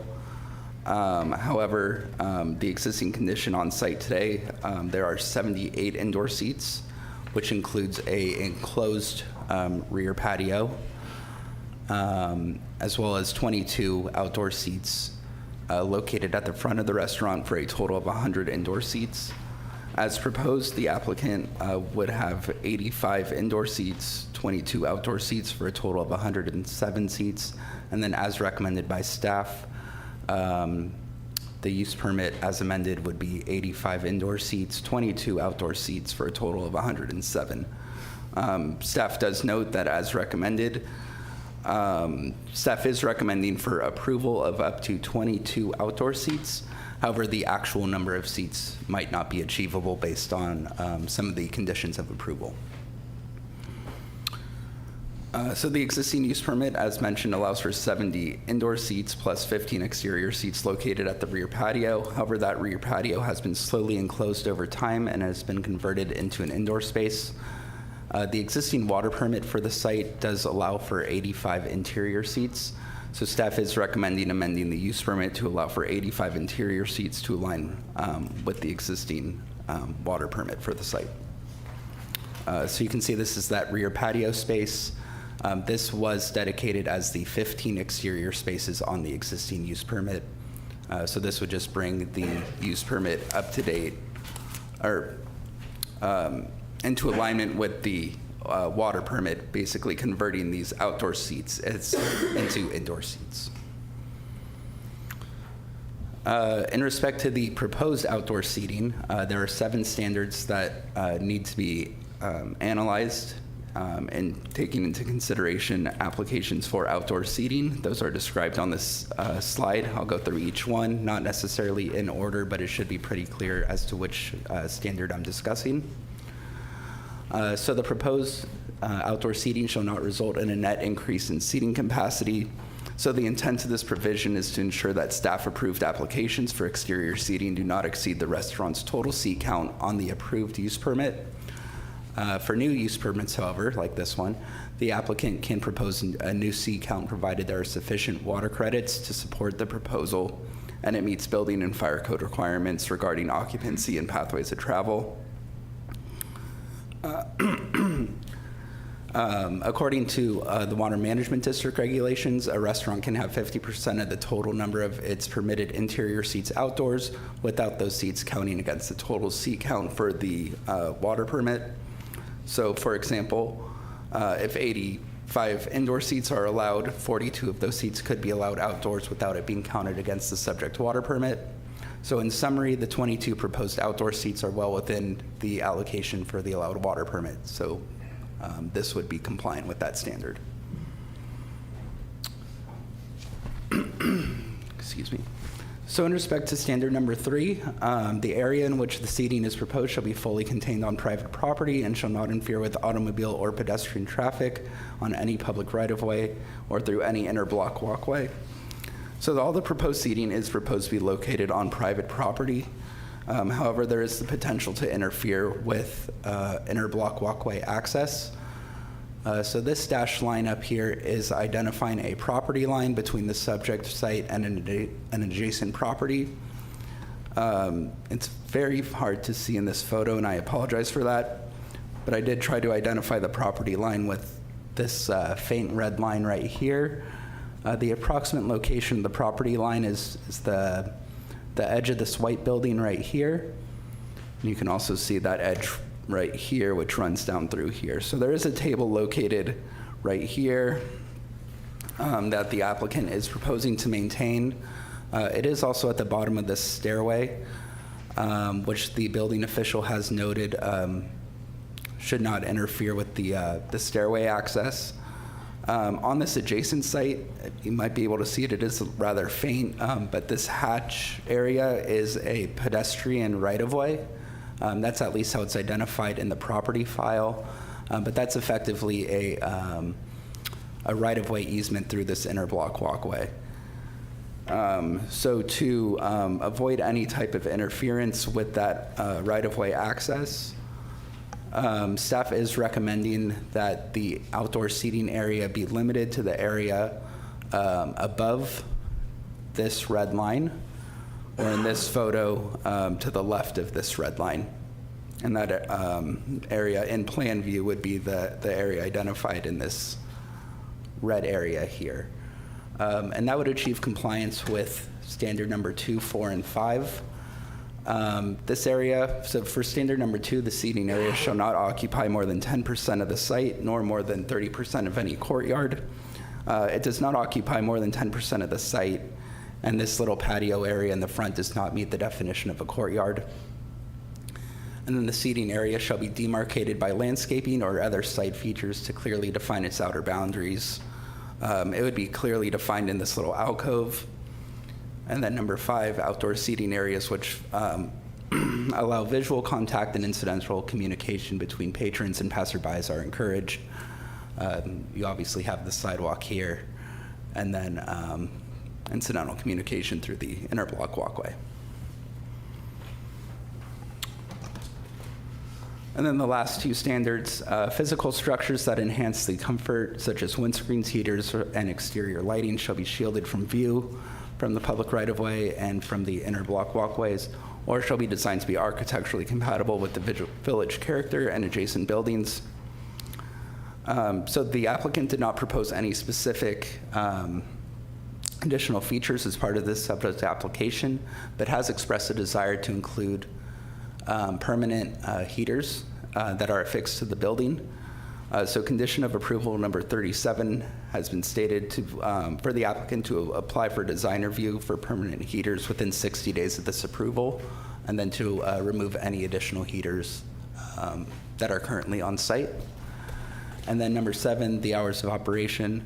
The hours have not been proposed to be amended as part of this application, so the hours are just being maintained with what they are currently.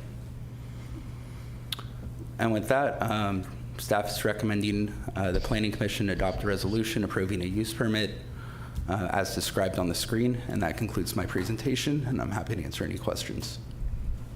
Are there any questions for staff? I do have a question. So Okay. I'm kind of struggling with the concept of what we saw out there and what we would approve in terms of the number of seats, because I can clearly see that what we're approving will not accommodate 22 seats. And so if we approve 22 seats, it will bleed into other areas, and so I don't know how to resolve that. So the approval is for up to 22 seats within this area. It doesn't guarantee a total of 22 seats.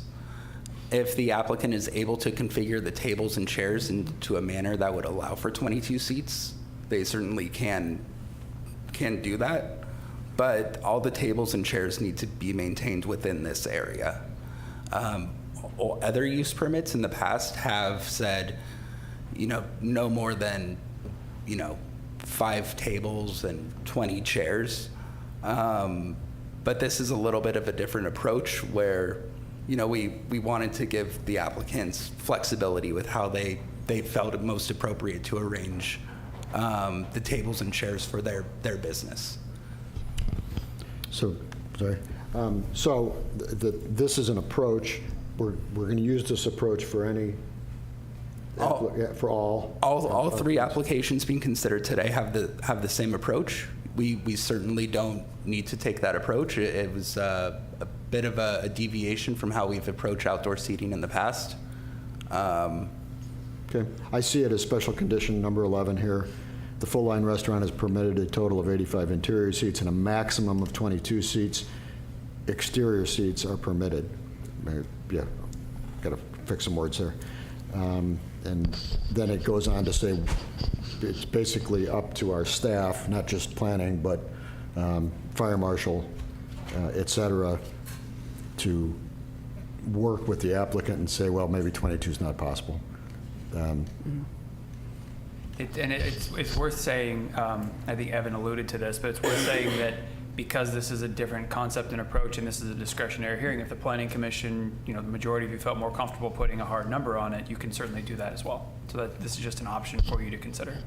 I think it's worth looking at it, at the language, to see if we're comfortable with it. I'm sorry. Do you have a question, Commissioner Locke? Yeah, if they were to redesign the patio space, for instance, if they reduce the size of the planters or something, is that something that, would it come back to us for approval, or is that something they would be able to do just on their own?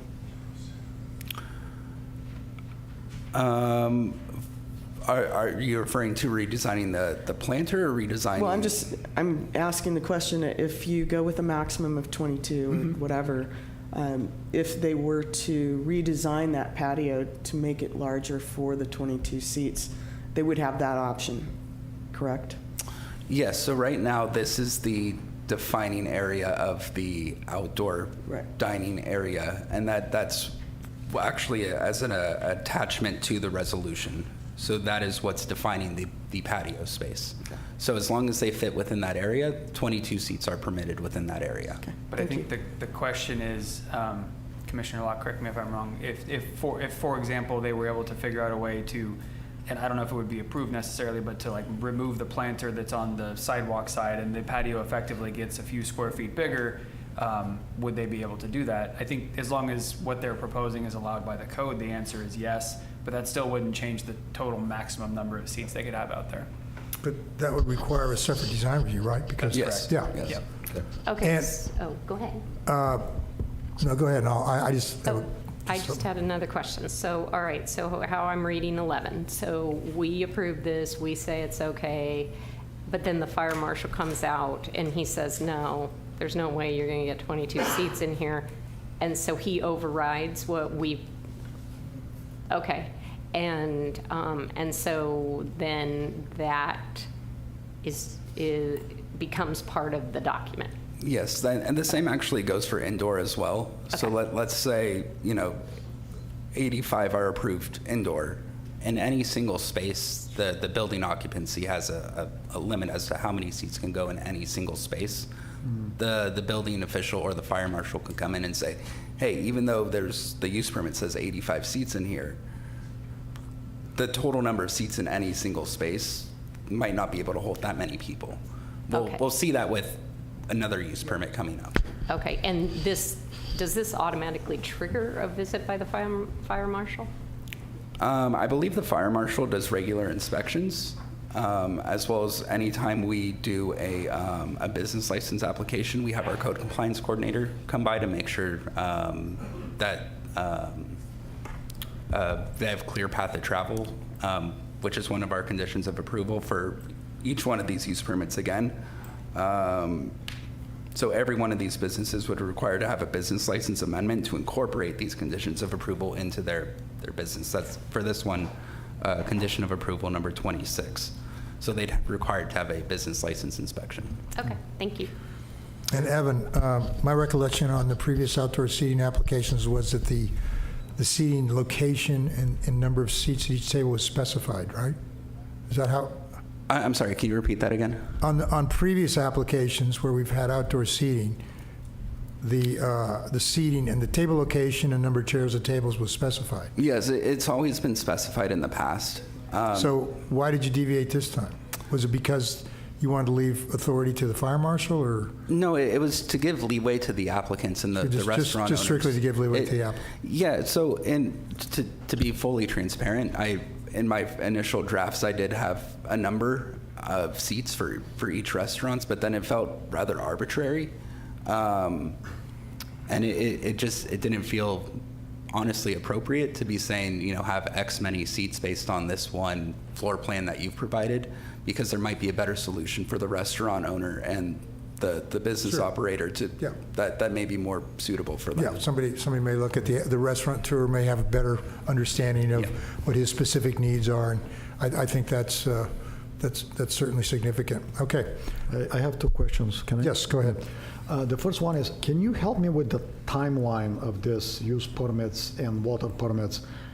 The use permit that you're referring to was 1993, and then there was the enclosure of the patio in the back was around 2000. I don't. 2001 is something I saw here. And the one question is, when was the water permit issued for the 85 seats? If you give me just a moment, Okay, I can find it. Just trying to understand the timeline here. We can come back to you with that answer, if that's okay. Okay. And the second question is probably easier to answer is, does the restaurant have the capacity to support 107 people in terms of, kitchen, toilets, etc.? Is that possible? I believe that's what they're supporting currently. 107? I believe they're supporting 100 currently, so an additional 7 would likely be reasonable. Okay, because in my mind, it's not just the fire marshal and whether it's safe to exit the facility in the case of fire, but it's also, do we have the infrastructure to support a certain number of seats? Okay, any more questions for staff? Just to circle back on Commissioner Karapetkov's question, I can look for the water permit while perhaps the applicant is addressing the commission. Okay. Okay, all right. Would the applicant like to come up and make their presentation? Good evening again. I am Bashar Sneeh. I'm the owner of Portobello. First, thank you so much for working on this. Thank you, Evan. I think the presentation is great. Simply, the story is, in a couple minutes, I took this place about 9 years ago, and I operated since then until today the way it is. So I did not change anything. Of course, we remodeled the place inside and was approved by the city, but like seating-wise, it's been like the way it's existing as of today. So actually, yes, sir. So, and we have been supported for 9 years, the 107 seats. So, what happened at the end of the year when the city said we're gonna more like go to the outdoor and regulated, that's when I actually first known that I have 15 seats approved outside, and I am operating 22 seats. And that was the purpose of the application, that I am actually not adding more seats because some people thought like I'm adding more seats. I'm not. I am actually whatever I have, instead of knowing that I did not know before that the permit is allow only 15. Now I discovered it, so I say, okay, let me just be complied, and I need the extra 7 seats. Where in the past, we were seating maybe 25, 26, whatever. It's like all that. But when I actually looked at the space and looked at like how it fits comfortably, which is what you saw today, it was set up as 22 seats. That's why I actually asked for 7 specific. I didn't say 10, I didn't say 8. I said because I thought this is the right way of what's comfortable. complying with everything Evan proposed there with the line and everything you see, literally exactly. So I'm in support in this. I don't have any, opposed to anything. So I'm here actually to support that. So that's what it is. So that's what the 22 seats. I'm not adding more. I read the emails that came from neighbors and the concerns about like adding more, and I'm blocking the walkway and the public area and the safety. It's been 9 years. I don't think we've had any complaint about any public safety. We didn't have any incident. I never heard from the city or anyone that because of what we are set up, it caused any issue. So it's been safe. It's been comfortable. Comply with everything. We didn't have any incident, not even a single incident for 9 years now. And that's all. So that's basically what I'm asking for. Is actually what I have right now is to be approved, so I am complied by the law. I do care about my neighbors. I do care about my city. I'm here actually to, I'm going to say something a little bit people maybe don't say it when they apply for this application, like, it's not a big deal, really, if I put in a scale the safety and comfort of my locals and neighbors and residents around me that I consider family, and 7 seats on the other side. I don't see at all that the 7 seat will weigh more. This value of our neighbors, the one they wrote emails and they're concerned and they're afraid, for me, they weigh more valuable than all the seats in the front. Basically, I'm willing to move all the seats in the front if they are feeling safe and comfortable, and I don't mind. So yeah, it's not a big deal. So, but what I have in reality is what you saw today is the 22 seats within the line of the property that we say. And I'm gonna be, of course, make sure, but I mean, this first time even in my life I see this drawing, the red line of where I am allowed to sit. I never seen it before. So it's good to know it, and I play with it, and I'm working with it, and we'll fit 22 seats within that. And the fire department came and said, no, I'll work with it as well. So I'm pretty much flexible here, and I appreciate you all. Thank you. Okay, so let me just be clear. So you are, I apologize if I didn't understand you, but are you okay with staff's recommendation where you're going to keep the seating out of the line of the stairway? Absolutely, because I think the staff recommendation is legitimate, and it's right. Okay. Just in one word, because it protects the safety, protect the side case. I mean, I think everything is fine here. Okay. Well, I just want to be clear because it is a discretionary decision, and I want to understand your position. Yeah, no, I don't have anything against what the staff is proposing, because I am looking at it not as a business owner. I'm looking at it as a resident of Carmel-by-the-Sea, looking at a property in that place, and I see this is actually right. Okay. All right. Can I ask you a question? This particular use permit proposal came up in 3 agendas, I think, in previous agendas, and it was always marked as, the reason we postponed it is because there was no notification to the neighbors, I think. It was just it was a simple administrative noticing, just a failure to put a notice up. Okay, what was the reason for that? I mean, the previous, we had this item, Portobello, on the previous agenda, and then the agenda before that. I did not receive them. It became, Evan met me, and they said, we send you, and I did not receive them. They were in the spam email. I did not know. He showed up one time into Portobello, and he said, did you put the notice? I told him, what notice? He said, you are on the agenda. I told him, I didn't receive anything. And he said, okay, we're going to move it to the next, and that's what happened. That was the reason. Yeah. Okay, thank you. Okay. Thank you, Bashir. Thank you. Okay, is there anyone from the public that would like to speak to the Planning Commission regarding this application? Please come forward. Please come up to the mic if you have a question or a comment. I'm Dean Hill, and I'm Jane Austin at home. and I'm one of the shops that are behind the Portobello restaurant. And I'm representing Jolie and the Lingerie Intimate behind us. And we're concerned with having the access blocked any more than it has been, with the tables that continue to move out into the entrance, and then we have to tell them to please move back. It's just been a struggle for the last 6 years, so I would like to believe you could put a line and they wouldn't cross that and block the access. It's really the only access to our shops. On the other side of the candy store, it's a very narrow one lane. Most people come in through, passing through Portobello Restaurant. So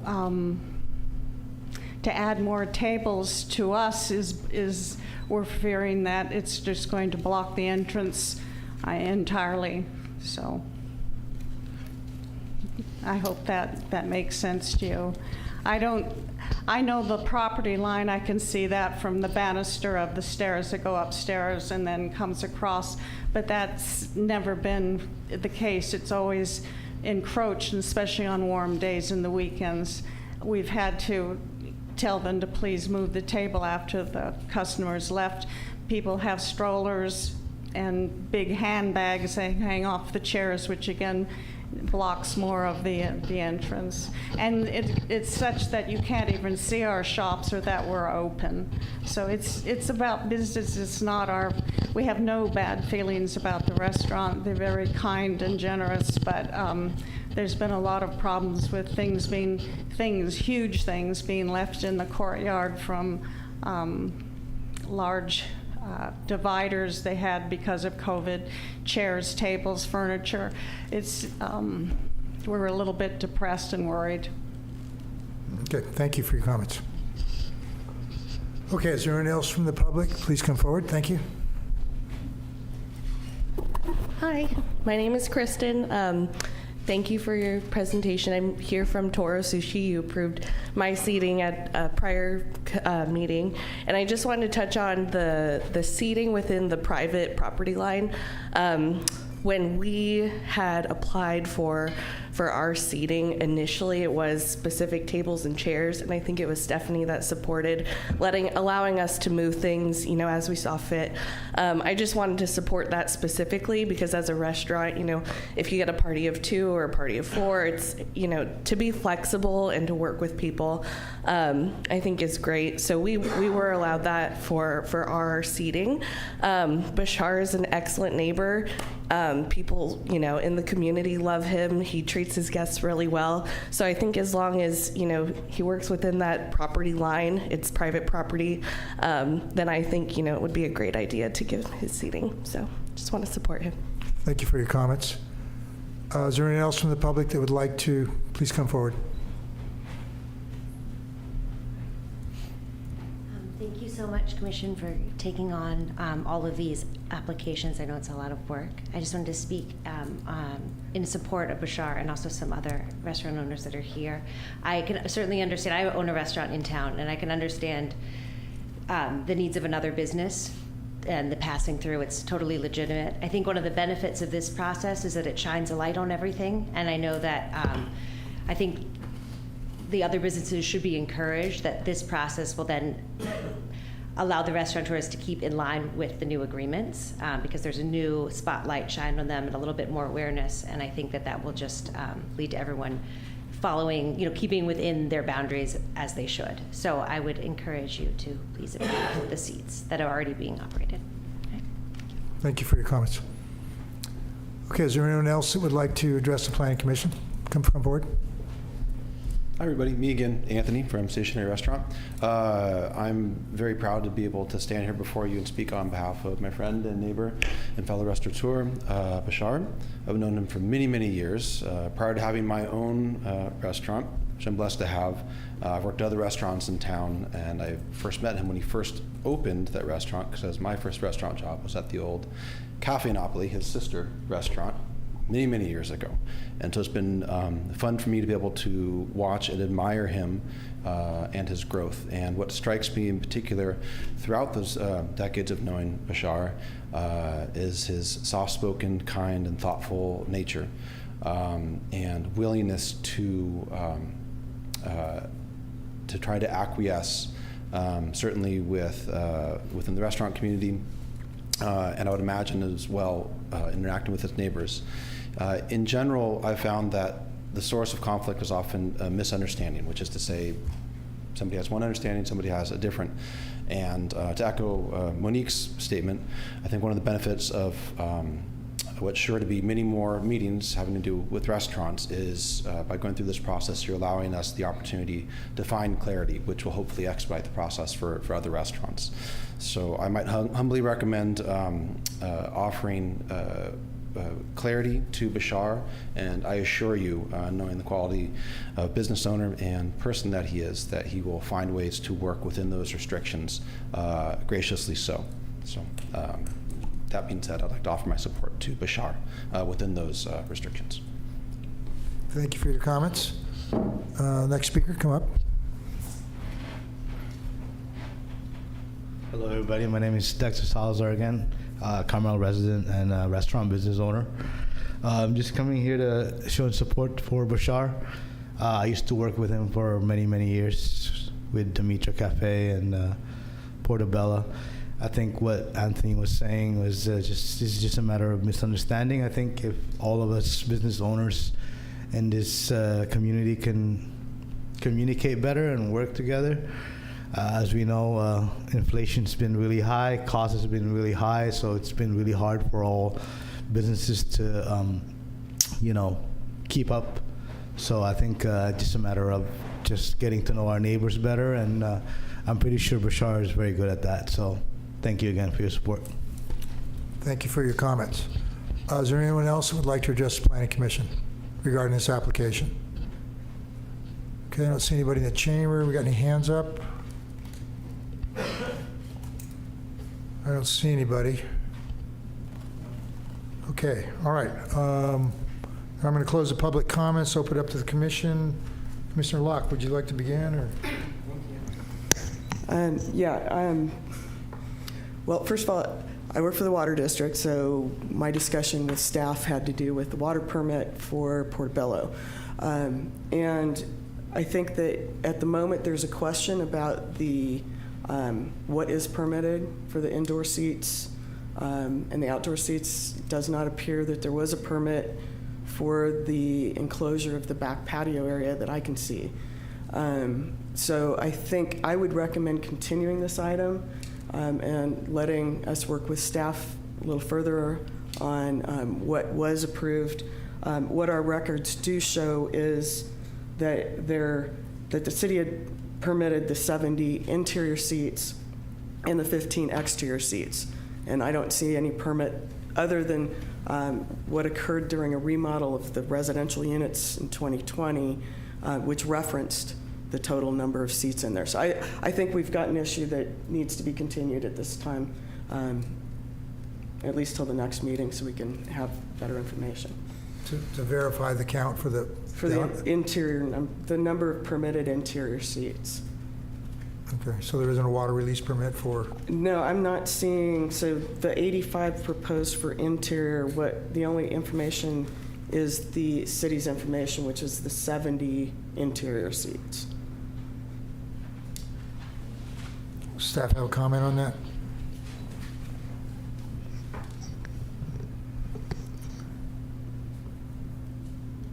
So I'm following what Commissioner Locke is saying. So when staff reached out to the Water Management District, we were provided with a water permit that was for alterations to a residential unit that is also on the same site, which identifies the total number of fixture units in that residential unit, as well as a report for the restaurant seats, which identify 85 existing indoor seats for the restaurant. However, my understanding that Commissioner Locke is saying is that the Water Management District does not have any permit on file for the enclosure of the outdoor patio seating area. Right. So there's a That's in the rear. discrepancy between. And how does that affect the, Because what we would recognize without an additional permit right now would be the 70 seats that the city has on the Sadie's use permit and the 15 on the patio area, which is now the enclosed patio area. So I think that Water District staff needs to work with city staff and see if there was any action taken to enclose the patio that we have any kind of records on, to get that documented before we make a final determination on this. I mean, I don't think either, no matter what happened with that, if there were 70 permitted interior seats, we would still be able to approve the outdoor seating that's requested today. But what it might mean is that the interior seat count needs to go down. So. And we have from the city staff perspective, we can pull all the information that the water district needs to make that determination. We just don't have that available because we were operating off of the water permit, which used a different number. I believe what would happen, and Commissioner Locke can correct me if I'm wrong, is that was just a physical count of what they were seeing on the site when they did this. The applicant filled out the form. I don't know that city staff actually pulled a use permit so for the there's no, restaurant. this water permit doesn't necessarily entitle the number of interior seats, so that's the issue at hand. So we can go back through our city records and align those with the water district and find out, what's truly allowed inside. Yeah. but we need a continuance to do that? Yeah, we don't have that information today. All right. Yeah. Are you making a motion? Yeah, I would. Go ahead, I'll Okay, yes. I will recommend that we continue UP 23-385 Portobello Restaurant, and it can be till the next meeting. I think that would be You're appropriate. making a motion? Yes. Okay. All right, I'll second that, but let's continue discussion. So Commissioner Dels? Just specific to this, it seems like this particular application may have a problem with the water district. And the record, permit, whatever you have with the water district, is it possible for us to approve the seating contingent on cleaning up the water thing, which makes it a staff thing? Because personally, I'm prepared to actually say yes to the seating. If they have an administrative issue that needs to be solved administratively, it wouldn't have to come back to us. Yeah, and I think. What do you think? I think you could do that. It's the interior count, which is proposed at 85 seats as part of this application, which I would say that's the part you can't take action on at this moment. We do know that if the city's 70 seats that are approved on the use permit is what is permitted, they would still have the ability to have 35 outdoor seats. So we can take action on the outdoor seating as far as. It sounds to me like we can put a special condition in this that can be handled at staff level. It sounds like there needs to just be this needs to be reconciled between the water district and the city. For the interior. For the interior. Even on the interior, we could prove it's subject to. Yeah, I would think rather than continue, we could just, because, this doesn't really need to come back to the planning commission. Okay. No, that's true. Yeah. So would you be? That's true. Yeah. Yeah, I'll rescind be willing to rescind my amend? motion on that. You want to rescind it? Sure. Yeah. Okay. Okay. So I feel. Do you want to make you want to make a new motion? Well, I'll just give comments first. I'm happy to make a motion, but. Well, we can have additional comments after the motion, however you want to do it. I move to approve the resolution provided to us by staff, subject to city staff working with the applicant and the water district to identify and resolve any potential discrepancies in historical permitting. Relevant to the indoor seating. Relative to the number of indoor seats. Relative to the number of indoor seats. Yeah. Okay, that's a special condition. I'll second that. Okay, we have that. Commissioner Allen, did you already make comments on this? You don't have any comments to make? Sorry. All right, Commissioner Karapetkov? Yeah, basically that's the reason I asked the question. I still don't understand the timeline, how it works and who has precedence. If you have conflict between water credits and use permits, who wins? And in my mind, it would be the use permit would have the superiority and the water permit is secondary. So I'd like to understand how this process works, so more clarity from staff would be appreciated. So the code actually speaks to this situation.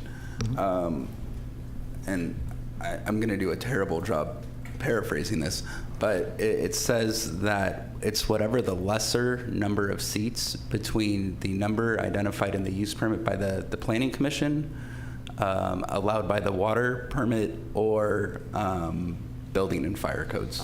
Okay. So it's the most restrictive of those three things. Okay.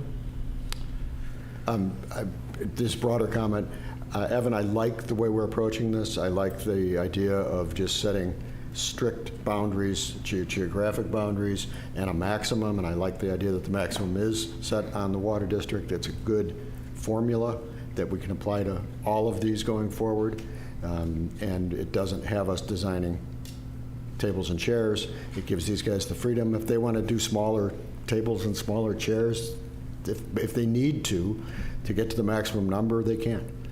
So.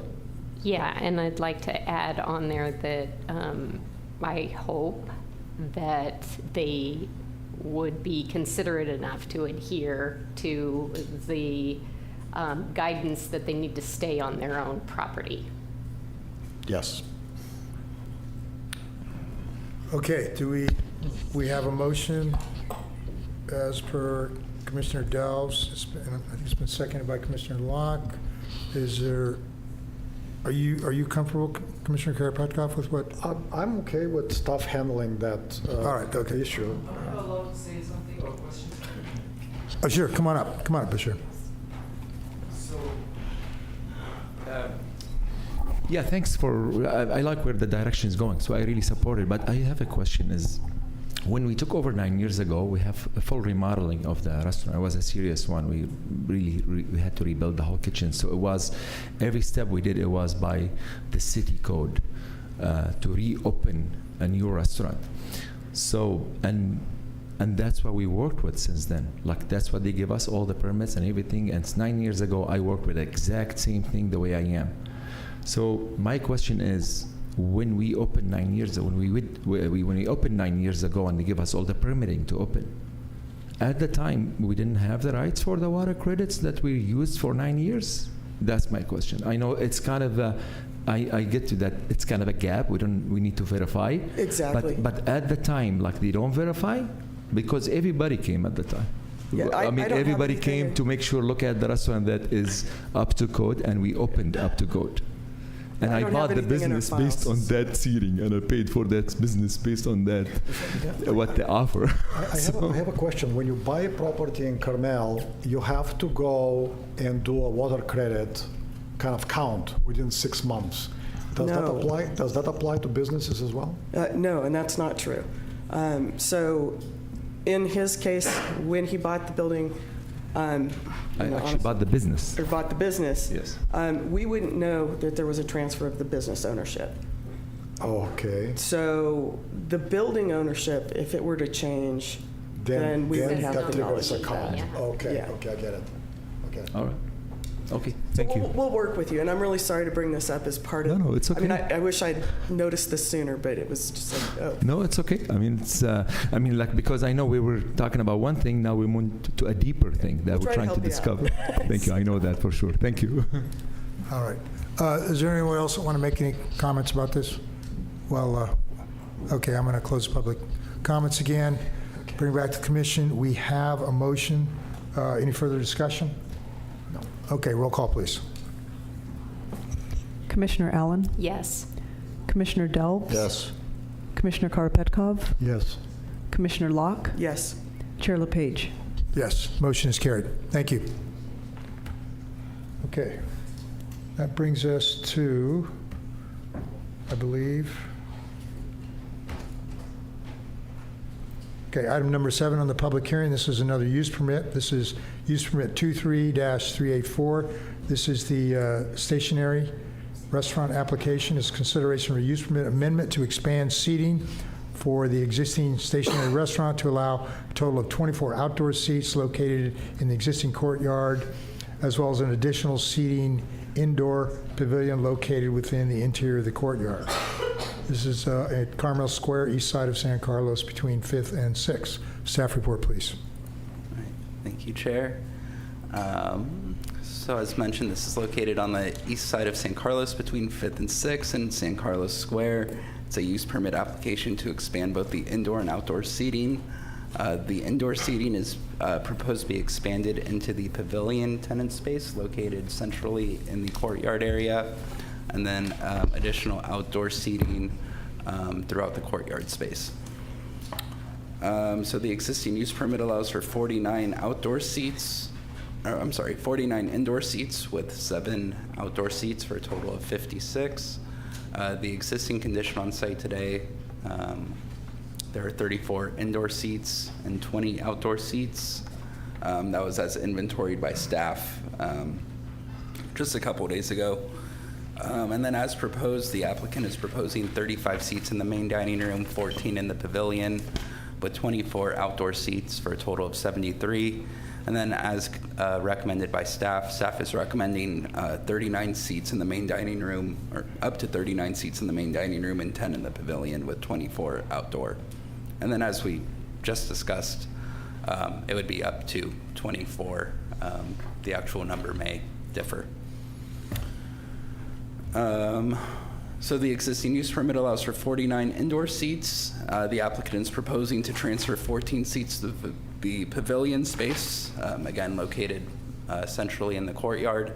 There were no issues identified with water on this application because they are proposing to transfer existing permitted seats just to another indoor tenant space. However, the building official did identify that the occupancy limit for that pavilion space is 10 persons maximum, where 14 seats were proposed. So as conditioned, the seating has been limited to 10 persons, and then those remaining 4 seats can be transferred back to the main restaurant space. And staff is supportive of the indoor seating, provided that it's just limited to 10 persons. So again, we have the same special design topics for outdoor seating. So I won't go through this one in the same level of detail, but in summary, it complies with this standard. For standards number 2, 4, and 5, staff identified that it did not comply with standard number 2 as it exceeded 30% of the courtyard area, and that the site area did lack demarcation by landscaping or other site features. However, in general, when seating is located within a courtyard, it will generally comply with standard number 5. These other pictures are just examples of seating that is clearly demarcated by landscaping or other site features. This is in a shared courtyard area, has a trellis that clearly defines the outer boundaries. Same with this one. This is a private courtyard, but again, it clearly has a defined outer boundary, and then just another very different situation where it's on a rooftop, but again, the outer boundary is clearly defined. So in lieu of this, while we don't necessarily need a trellis or rooftop enclosure, staff is recommending that all the tables and chairs be placed up against a building wall that is associated with the actual restaurant building. So these tables are spread out throughout the courtyard, ways away from the actual tenant space, where these ones are located immediately in between the proposed pavilion space and the main restaurant building. And as you saw in the packet, all of the proposed outdoor seating, even applications that were not approved due to lack of water, all of the seating has always been proposed to be located right in this area. So that is the general area that staff is recommending to be maintained. In respect to standard number 3, the area in which the seating is proposed shall be fully contained on private property and shall not interfere with automobile or pedestrian traffic on any public right-of-way or through any interblock walkway. So these photos were not provided by staff. They were provided by a concerned member of the public who has noted or who has raised concerns that the seating has blocked accessibility through the courtyard. In staff's opinion, the tables and chairs do also block circulation through the courtyard, which is intended to be a shared, public amenity. Even though it is private property, the design guidelines and zoning code do encourage the courtyard as a public circulation element that really is meant to be a benefit to all. So staff is, again, recommending that the seating area just be defined to the area immediately adjacent to the restaurant space. And going back to the previous slide, again, the outdoor seating area for the restaurant has historically been between the pavilion space and the restaurant space. So in respect to physical structures, the applicant has proposed these outdoor heaters. Because we don't know exactly where the seating will be located, based on your consideration, the applicant had initially proposed some locations, but condition of approval number 14 has been drafted, stating that the applicant shall remove any portable heaters and apply for a building permit for fixed heaters within 60 days of this approval. Staff is supportive of these heaters and is supportive of the fixed installation. And then no other site modifications are proposed, such as windscreens, heaters, or lighting, I should say. And then the applicant is also proposing to amend the hours of operation for the outdoor seating as well as the indoor seating. The existing use permit hours are from 11:30 a.m. to 10 p.m., with the outdoor seating closing at 9 p.m. The proposed hours are from 8 a.m. to 10 p.m. However, staff is recommending 8 a.m. to 10 p.m. and maintaining the closure of the outdoor seating at 9 p.m. Based on the analysis in the staff report. And because the restaurant is expanding into the adjacent tenant space, basically a full-on new use permit is required. Those findings were made in the staff report, and the project meets all of the applicable findings. And then the only additional exterior change that is required for design review is the applicant is proposing to install a awning over the doorway of the main restaurant space right here. And with that, staff recommends the Planning Commission adopt a resolution as described on the screen, and that concludes my presentation. Happy to answer any questions. Are there questions? Go ahead, Mr. Locke. Evan, you limited their seating area to just the red block on here, right? Mm-hmm. Why wouldn't you have continued it on around the corner where they have the other lease space that they have their kind of retail or takeout?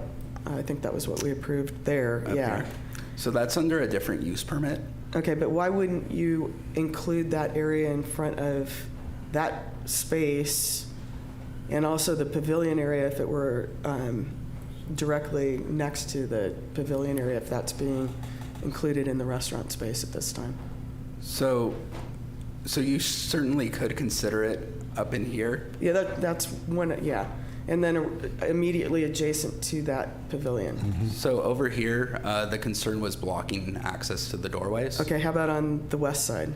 Then the area would right become there. too large as you continue the. Okay. Yeah, it's a square footage. Because staff's position is it's not just the area of the table.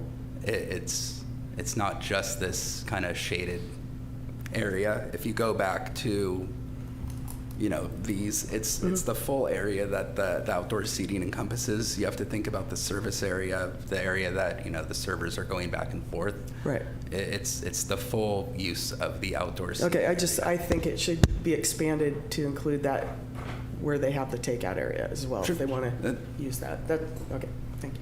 Yeah, Commissioner Allen, you have some questions? Can you stay right there at that pic? Oh, Which one one? more. Or rear. This one. Stop. So I'm a little bit concerned about the umbrella intrusions. Is that called out anywhere? Because that seems to be like over across the whole entire walkway. I don't believe it is.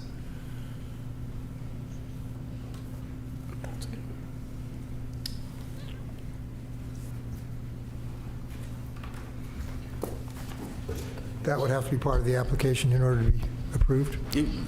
It's something that you could consider if you would like to address it. Okay. All right. Any other questions? Mr. Allen? I only have a question about the current number of seats indoor. It says here in the report that there are 34. On the tour today, I counted 29. Am I mistaken here? Because there are 26 seats plus 3 seats at the bar. Total of 29. That number was produced based on the applicant's written statement. So I'm not sure how many number of seats are actually in the restaurant today. That was what the applicant referenced in the written statement. Okay. Yeah, if we can get clarification on the number of seats today, that would be good. Any other questions? Not for staff. Okay. Would the applicant like to come forward and address the planning commission? Thank you, Chair LePage, commissioners. Thank you to staff. I'm Adam Jesselnick, architect in Carmel. Been very grateful for the chance to work with Anthony and Alyssa on this application. Evan did a very thorough job, which we appreciated for his staff report.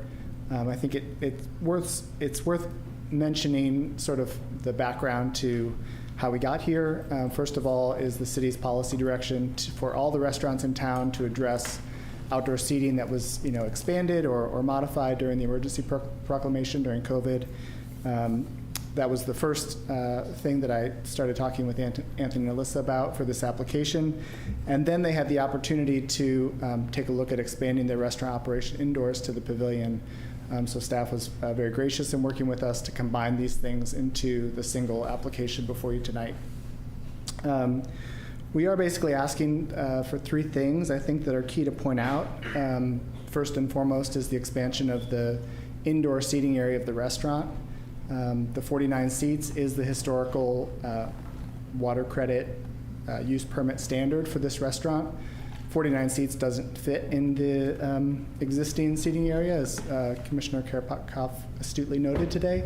So for the ability to especially accommodate guests on cold days, on rainy days, on foggy days, this additional indoor space will be much appreciated. So we're okay with staff's analysis allowing up to 39 seats in the main restaurant and 10 seats in the new pavilion space. The second one, which I'm sure will probably merit the most discussion today, is the outdoor seating. We agree with staff's assessment of the analysis of the code as it applies to outdoor seating. I think where we came up with a slightly different alternative seating plan is based on both how the restaurant has been operating over the past 3 or 4 years and our understanding of what qualifies as space adjacent to the restaurant and space that doesn't intrude with the primary circulation, which is the intra-block walkway. So to that point, I think that it's important that we are asking for a larger area than what staff's identified. We proposed an alternative plan that was just submitted today, but it does still identify enough space for 24 seats using the tables and chairs that they already have. I think that, again, I think it's consistent with the city policy. I believe that it is deferential to their neighbors, respectful of the fact that people do circulate through this courtyard frequently. But the tables that are up against the building They're important for the operation of the restaurant. They're probably the most popular seats, I would say, because they do get, good sunlight. They're, somewhat sheltered. And the seats that appear on both the diagram that we originally presented and the new diagram on the west side of the pavilion, those are important because the primary route of traffic is usually from San Carlos Street. And so the visibility of those tables from San Carlos is sort of the way that people get drawn into that courtyard, both for the restaurant and for the other tenants. If you see a lively restaurant, you tend to want to go to that space. So that covers the outdoor seats. The last note is just something that came up in Evan's report about signage. There is one existing business sign. We would like to ask for Planning Commission approval of a second sign on the pavilion that would match the style and size of the existing sign. We do feel that that's within the discretion of the commission to approve, and again, it gets to the importance of visibility of the business from both the San Carlos Street side and the Mission Street side. And with that, I'd be happy to answer any questions, and Anthony, I believe, will be speaking on behalf of the restaurant as well. You have a question? I'd love to see your proposal. We'll put that right now. Okay. Yeah. And the sign. I was going to say, and how big is this sign? I gotta say it's like 16 by 24. So it's pretty small. Yeah. Typically, we have staff report with a sign approval. We have specific I have a printout. ordinances regarding signs, so I don't. That's probably 16 by 24, like this morning. Okay.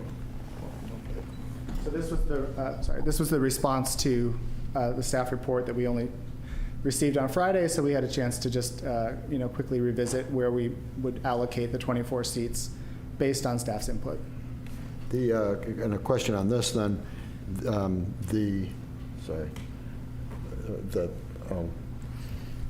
to the what's going to be west of the pavilion, that way. What business is that? That door right there. Yeah, that. There's not actually a door there. Yeah, so that's the jeweler that faces San Carlos Street. They have a window, but there's not actually a door. Okay. And who's in Building A? That's the golf shop. Oh, that's the golf shop? Malbon. Okay. Yeah. And where are you proposing to put the sign, the second sign, Adam? There's a note on the diagram there. It's at Where the is it? southwest corner of the pavilion. The existing okay. sign is at the southwest All right. corner of the dining room. So that's on the pavilion? Mm-hmm. Is it going to just flat on the pavilion? Is that what you're proposing, or is it sticking out? Or Sticking out. sticking out? Mhm. But you don't have any. You didn't provide a sign diagram. I can come back and put a visual on that. I have a picture of it. Can we I don't even think get you can into? take action on that. Okay. Yeah. We can't do that, right? Yeah. No. I don't think we can take any action on it. So there'll have to be another application. Okay. Any more questions for Adam from the commission? No. All right. Thank you, Adam. Okay, thank you all. Okay.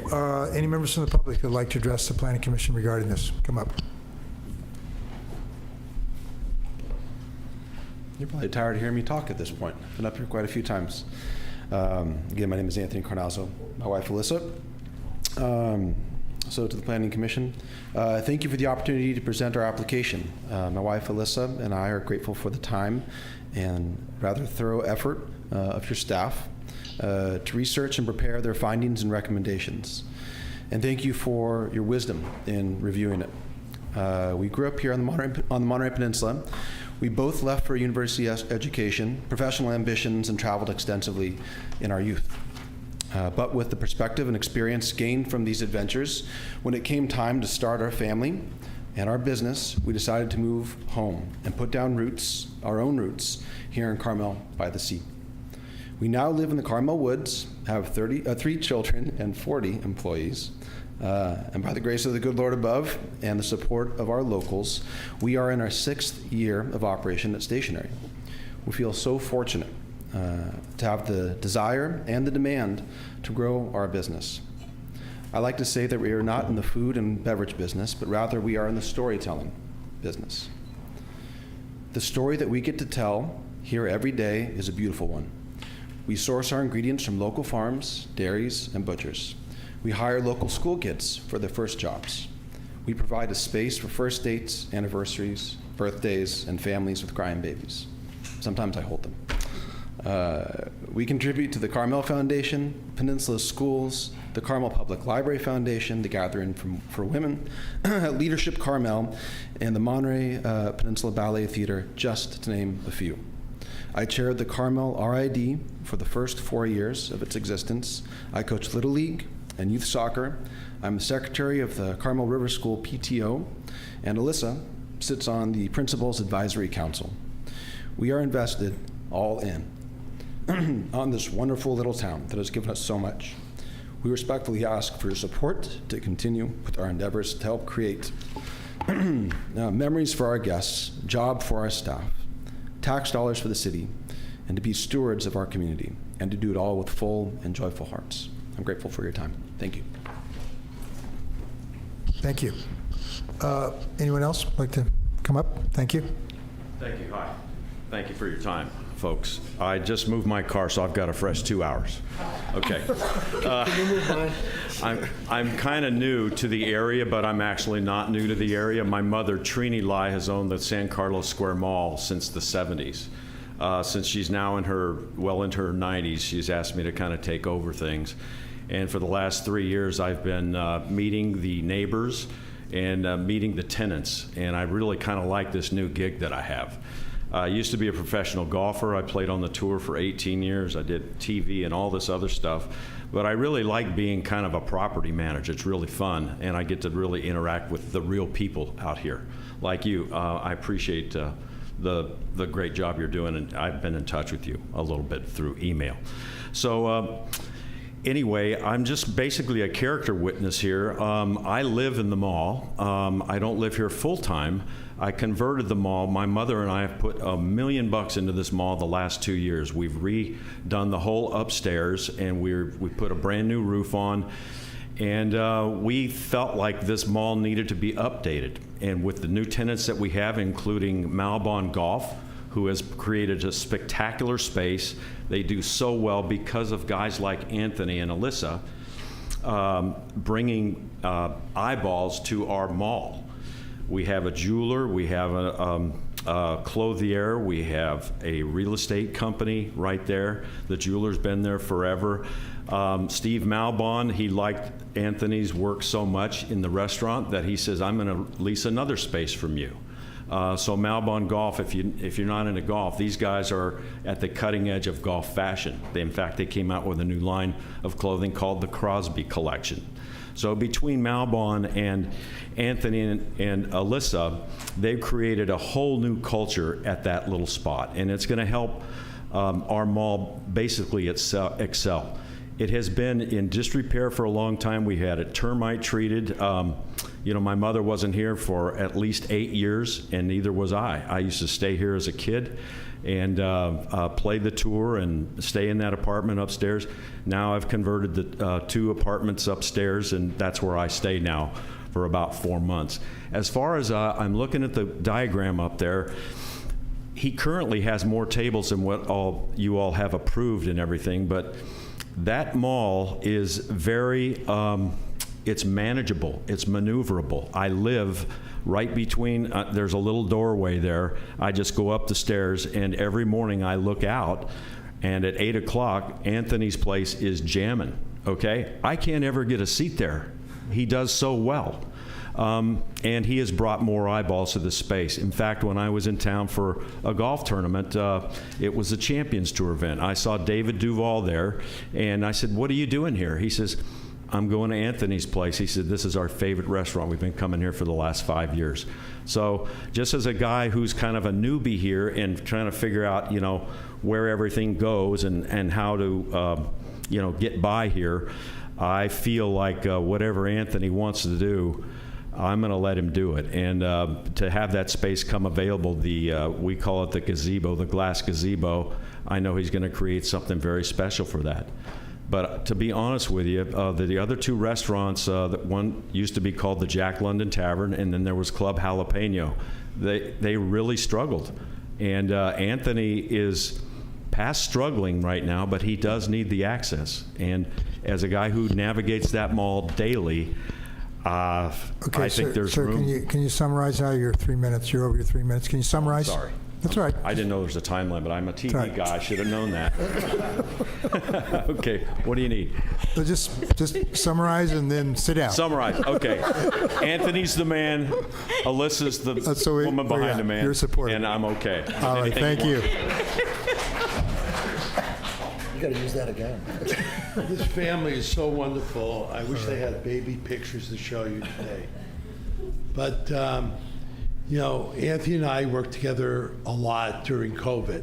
He put out hundreds and thousands of meals to people in need. You know, we worked together with Dale Byrne and Carmel Gives and Carmel Cares. There weren't a lot of us, but he was always giving, giving, giving. Whenever we have some kind of nonprofit event, he's right there. He's got a family, he's got a lot of work, and when you take on I've had a half a dozen restaurants in town, a dozen in my lifetime. And when you open up a restaurant, you don't know what you have. And you hopefully you can evolve to become something else, which is going to be better, and you don't know. So Anthony and the family here always evolves, and they do it together. And they contribute to Carmel nonstop. I cannot say that about all the restaurateurs, but I can certainly, with good feeling, say it about these guys. They're always giving. Thank you. Thank you, Ken. Next speaker. Thanks so much, Council. I just want to piggyback on what Ken was saying. So my name is Monique Black, and I own Chez Noir. And I have to say that our family, the first meal my family ever had when we moved here 6 years ago was at Anthony and Alyssa's restaurant when they've been open for 2 weeks. And it's not an exaggeration to say that our restaurant wouldn't be there without them because of their direct support and kindness and openness to us and to the whole community. And also say, you know, we could all go on and on about how wonderful they are, which is really true. But it's really important to note that in a restaurant, every seat counts. They all really matter. And so I would encourage you to take that in and to really give that consideration that, you know, they've had success, but it is hard-won success. And every day and every adaptability and every guest really counts. So to please keep that in mind and to support their application. You know, their pavilion is going to be in direct competition with my restaurant, and I'm so pleased to have that competition. And also, I'm a family that traverses that pathway every morning on the way to the bus stop with my kids, and I've never had an issue. In fact, it's great to see everyone in the restaurant, the table's packed, and wave to them as we go. So, thank you. Thank you for your comments. Anyone else like to come forward and speak to the commission? Please do. Hi there, my name's Robert Kessler. My family's been here on the peninsula since the 1920s, so almost a century. So it's just my honor to come up here and speak in favor of Anthony and Alyssa. I moved back here in 2016, and I know how hard it is to move back to this place. So you have a young couple here, moved back, starting a business, involved in the community, raising a family. I just respectfully ask that you give them anything they need to thrive here because they're making Carmel better. During COVID, their restaurant it was a place where you could go to forget, you know, what was going on and act like you had some normalcy in life. Their parklets were the best, by the way. They were incredible. My wife and I love this town. We walk every weekend. We've never had any trouble walking through that area at all. There's never any obstruction. You can always get through it. And any of the stores that are in there, we've shopped at because we were eating it at Anthony and Alyssa's place. So they're actually helping their neighbors as well. So again, I just respectfully ask you to give them what they need to thrive. They deserve it. Thank you. Thank you for your comments. Anyone else would like to address the commission?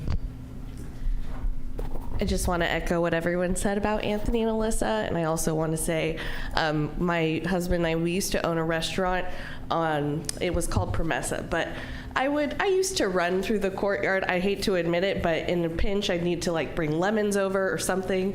Our restaurant is it was basically stationary is right in between. So I was going through that courtyard all the time, never had an issue.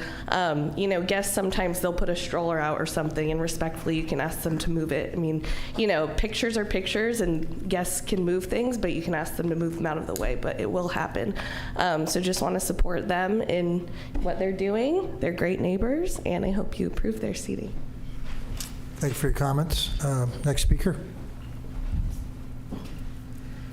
It's me again. Just want to say, as a fellow restaurateur and a father like Anthony, just want to say thank you so much for supporting him. I think we can all agree that stationery has been a staple in this town. I don't think everybody would know that plaza exists if stationery didn't open. I bring all my guests there for breakfast. So I congratulate Anthony and his wife and the good Lord above for blessing us. Thank you. Thank you for your comments.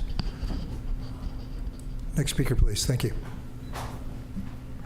Hi, Farouk Shale, Carmel's Bistro Giovanni. Anthony and his young wife here are my neighbors. They built up a successful business. They work really hard. They have beautiful kids, and they need all the help they can get to continue their success. Thank you. Thank you for your comments. Next speaker, please. Hi, my name's Alyssa Ross. I live and work in Carmel. I actually live right around the corner, so I walk through that courtyard every day. I've never had any problems, and it's nice to see the life that they've created there. And I wish them the best, and I can't wait to see what they do with it. Thank you. Okay, any more speakers? We can. So I would like to speak in favor with Anthony and his wife and support this project and the expansion of the seats. One thing is actually really nice about this town here that we are all restaurateurs supporting each other for them to get extra seats. There is no competition. It's something very genuine in this relationship. I think it's a big credit to Carmel-by-the-Sea. I love that. So I've known Anthony for a long time, over 20 years, and I've seen him starting from nothing. I did send an email, but I want to really to reemphasize, and that's that I've seen them growing and starting from nothing, doing something such an amazing thing, a great addition to Carmel-by-the-Sea that we are so proud of, stationery, and I think what he is doing is going to be even better. I think the seats where the side, where you, the maneuvering and the walkway, I believe that Adam and Anthony did a great job in considering how the guideline for the safety, that is enough. You have enough safe distance and safety by the guidelines. So I believe that, and I'm totally in favor. Thank you. Thank you, Bashar. Okay, anyone else would like to address the Planning Commission? Okay, come forward. Thank you. Hello, I'm used to seeing all of you on YouTube and the Friday Letter. Yeah, we're famous. Good to see y'all. My name is Raul Lopez. I manage the farmers market in town on Thursdays, and I'm here to advocate for Alyssa and Anthony. I've known Alyssa for almost like 15 years. I was good friends with her sister, and she was, when I met her, she was doing Teach America out in Baltimore, and she was telling me about it because I had hopes of being a teacher back then. And ever since they moved to town and opened their restaurant and raised their family upstairs till they outgrew it, they've just been, I think, a staple in the community. Some days you'll see them walking as a pack through town, and you could see like they radiate positivity. And Anthony and Alyssa have always been there to lend a hand for farmers markets, Thursdays, community gatherings, in any way that they can. They'll slap a funny poster in the front of their restaurant just in support. And I just want to say that they're not only kind people, but they're also like very gracious and empathetic. So I know when they talk about trouble navigating through that courtyard, I know that they're very thoughtful people and that they will address those issues as they come. But as far as I see it, as a patron, it's always beautiful and a lively stroll through that courtyard. Thank you. Thank you for your comments. Is there anyone else who would like to address the Planning Commission? Okay, anybody? I got one hand up online. I don't know who it is. Philip's iPad. Oh, Philip iPad. Philip's iPad. Philip, would you like to speak? Yeah, my name is Philip Rodrigue. My wife and I, Minori, we run a business called Bee Bark and Moss. We've been in tenants of San Carlos Square since 2015. If I was here to give a personal reference today, I would kind of cut to the chase and concur with everybody else. Allison and his name's gone out of my head now. Anthony are good people. They have beautiful kids and they produce excellent food.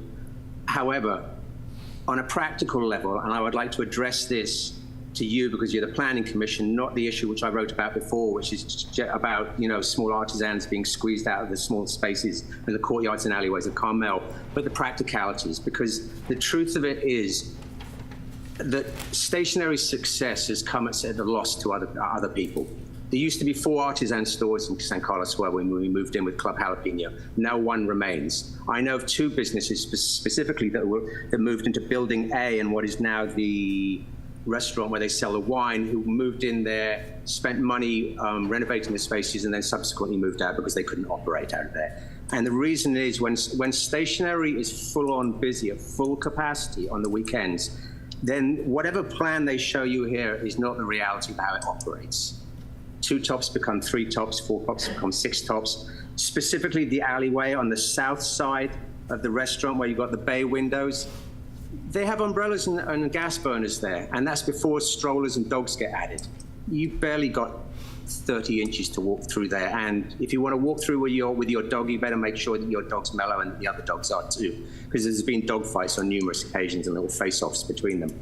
So though I don't sort of begrudge them thus putting out their extra chairs, the reality of it is you can draw tables any which way you want. By the time people start moving their chairs back and you add gas burners, umbrellas, dogs, kids, and everything else, there is not sufficient passageway on the weekends through that alleyway. And we've been there every Saturday and a Sunday for the last 8 years.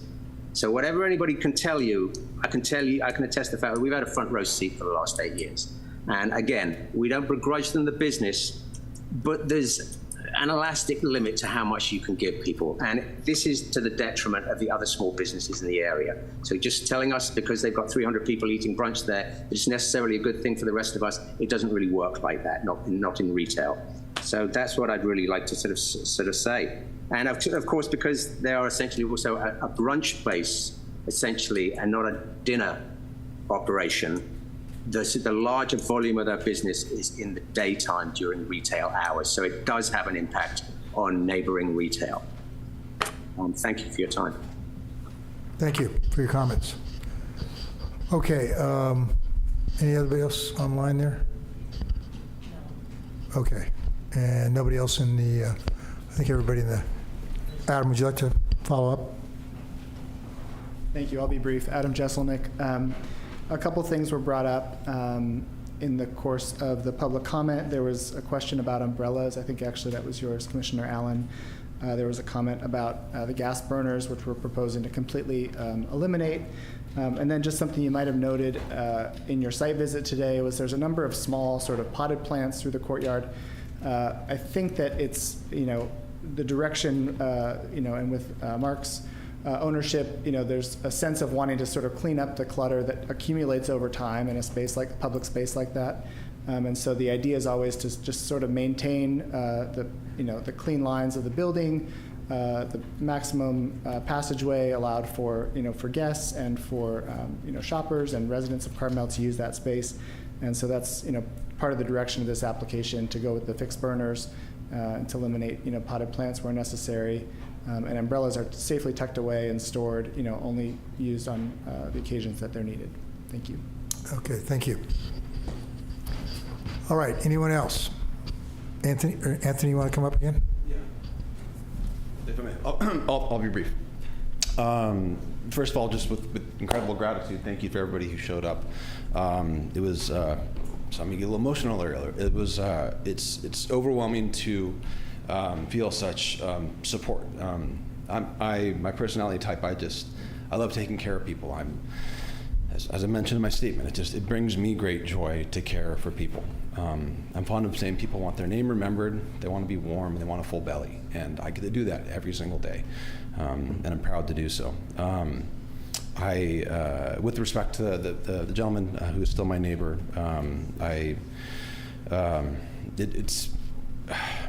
it's hard for me to hear him speak because the relationship was previously so good. So sparing any details, this particular part is quite personal. But you may have observed that the space that we're moving into, we're so excited about the glass pavilion, was previously occupied by them. And they're not there, not through any efforts on our part, but rather because it didn't work out with ownership.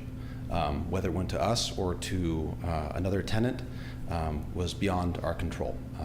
We, of course, expressed that we wanted it. But if it wasn't us, it would be somebody else.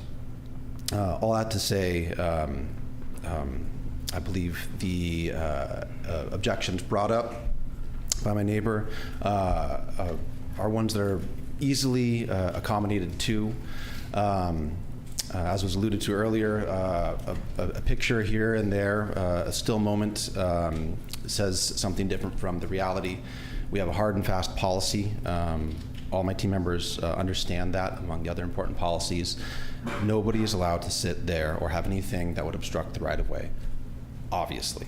We only ever sit two tops there. On the occasions when somebody pulls aside a baby stroller, etc., my team immediately remedies that situation with grace, sometimes involving moving a guest, which we're always very happy to do. Typically, I buy them bubbles for the trouble, a couple of coops.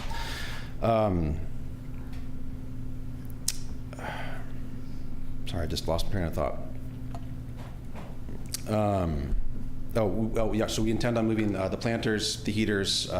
We've invested in a box to remove umbrellas to try and make that area as easily passable as possible. Of course, we're more than happy to acquiesce to any other recommendations, but as you've heard from general members of the public tonight, there is no issue with egress there. So thank you for your time. Okay, thank you. All right, anyone else want to speak about this issue? Okay, no hands online. I'm going to close the public comments, open it up to the commissioners. Commissioner Locke, you want to, or Commissioner Allen, you have a question? Please, sure, go ahead. because I like the suggestion that came from Commissioner Locke about looking at a different arrangement here. My biggest concern is the intra-block walkway and being able to ensure that that stays clear. So I would like to have a discussion, if we could, around potentially changing the square, the border boundary that we are actually recommending. Now, Adam had an alternative plan. We saw an alternative plan. I saw an alternative plan, but that.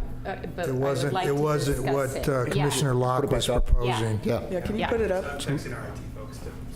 Yeah, it's a little hard to discuss it. We don't really have a specific drawing. For me, I liked what Commissioner Locke was proposing, and then as I'm looking at this, you have 3 tables that are backed up against the gazebo or pavilion, whatever we're calling it. Can't we back 3 more up on the other side? That's what. Can we see yours again?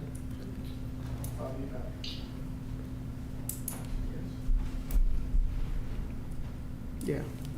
Okay, so you've taken 1 away on each side. Is that because it won't fit 3? Sure. Please. That's correct. So Anthony and I actually, when we were out there this week, we were moving tables around. The 2 on either side of the pavilion do fit. 3 would not. Okay, is there any space between the takeaway and the pavilion?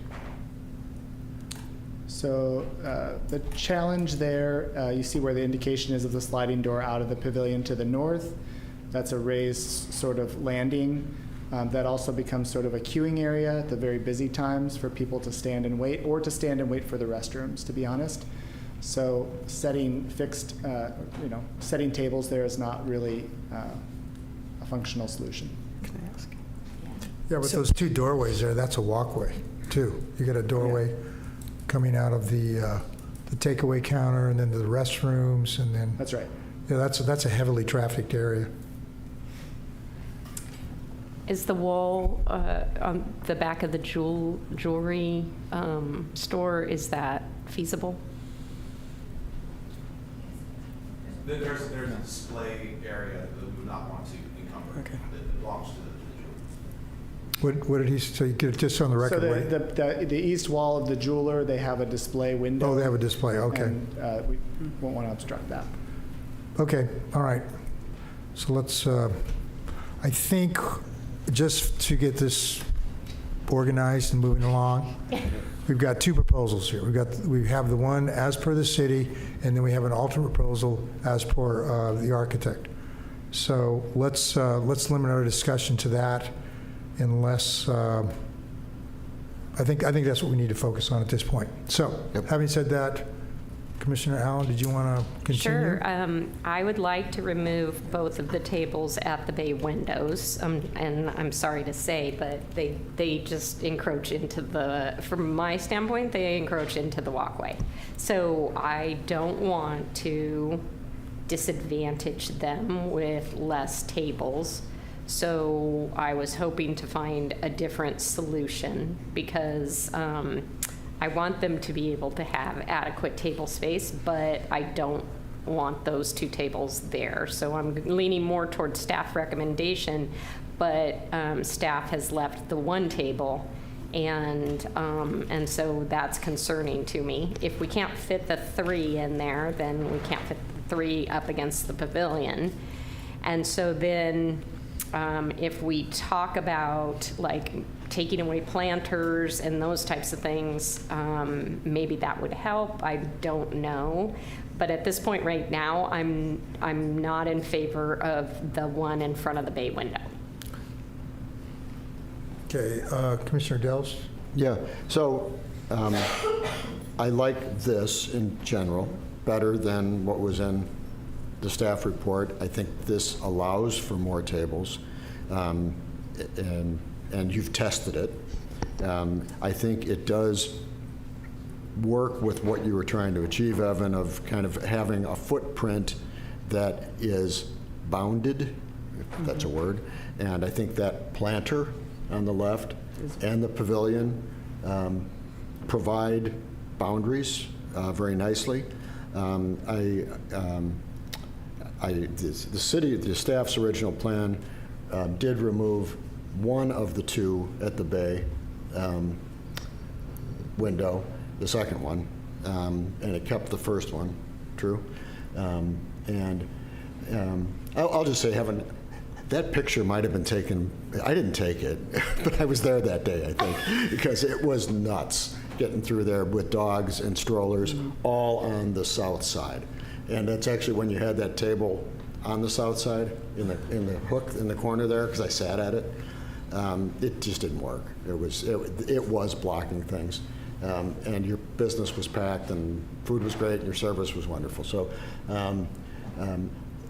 I think the staff idea of the first one at the first bay, just by my experience walking through there, it is okay. It kind of, to me, feels like it's connected. That planter, I think, can be a barrier, but I think by the time you get to that second bay, it starts to feel like it's a little bit out of bounds. The farthest east?